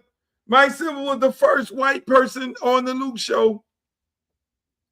First white guest, my friend. But hey, look, man, I want y'all to like, share, subscribe to the show. I don't know what happened with Facebook. We got dumped over there. But hey, look, man, I enjoyed it. I want y'all to go to my website. I'm running for Congress in Congressional District 20. We still have a district. And I just want y'all to go to the page. A lot of you guys are going to the page and you're donating the $5 because I can see it coming in. Some people donate $1. That's fine too. You know, I really appreciate it. We're doing some good numbers in the fundraising department. I got some very special fundraising events that's getting ready to happen. And if you want to be a part of them, you can go to my website. My man Khaled is going to do a fundraiser. My man Rick Ross is going to do a fundraiser.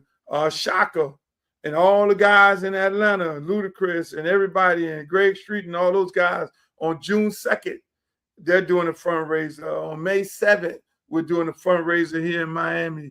And I think it's the 21st of May, another fundraiser with Ross, you know, and man, I'm blessed to have some good friends because they all want to be a part of this movement of me running for Congress, them making these heavy donations.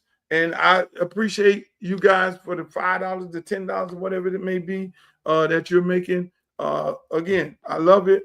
We're gonna win this thing, man. With your help, we're gonna win this thing, and we're gonna go and fight for these people. As y'all can see, we're in a toxic situation, man. This man up here, Orange Head, is trying to do everything possibly to disenfranchise African Americans. And any one of his governor cronies, like this one, Ron DeSantis, is trying to do whatever he can disenfranchise African Americans in the democratic process. We'll talk about this more on, I'm going to tape the show on Friday because the son got baseball game, playoffs, shots out to Pace baseball. Hopefully they take this series and then move to the next round. And hopefully the kids get to state. But at the end of the day, in the words of Walter Cronkite, may the good news be yours. Why was everything seemed to be going down at the award shows back then? West came to the South. They had beef with Luke Skywalker and the Miami boys. Yeah, they don't tell that story. They don't tell that story where Luke came to the hood, got Atlanta and Miami folk. And we clear how. And this is when Dr. Dre made Dre Day and Snoop is going, they all going at Luke. Man, them goddamn Miami, I don't know where Luke man, this was in Orlando, Florida, the Jack the Rapper. We're in Orlando, Florida. Them goddamn Miami niggas came through that bitch so thick, tearing shit up. Only real niggas that was at that Jack the Rapper know exactly what the fuck happened.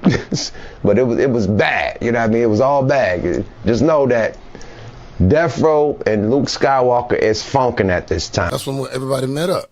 Because they doing their own shows, we doing our own shows. All year long, and then when y'all finally meet up. Yeah, because everybody had to go to Jack the Rapper. Everybody had to go to New Music Seminar. Everybody went to How Can I Be Down? Everybody went to the Southwest, whatever that shit was.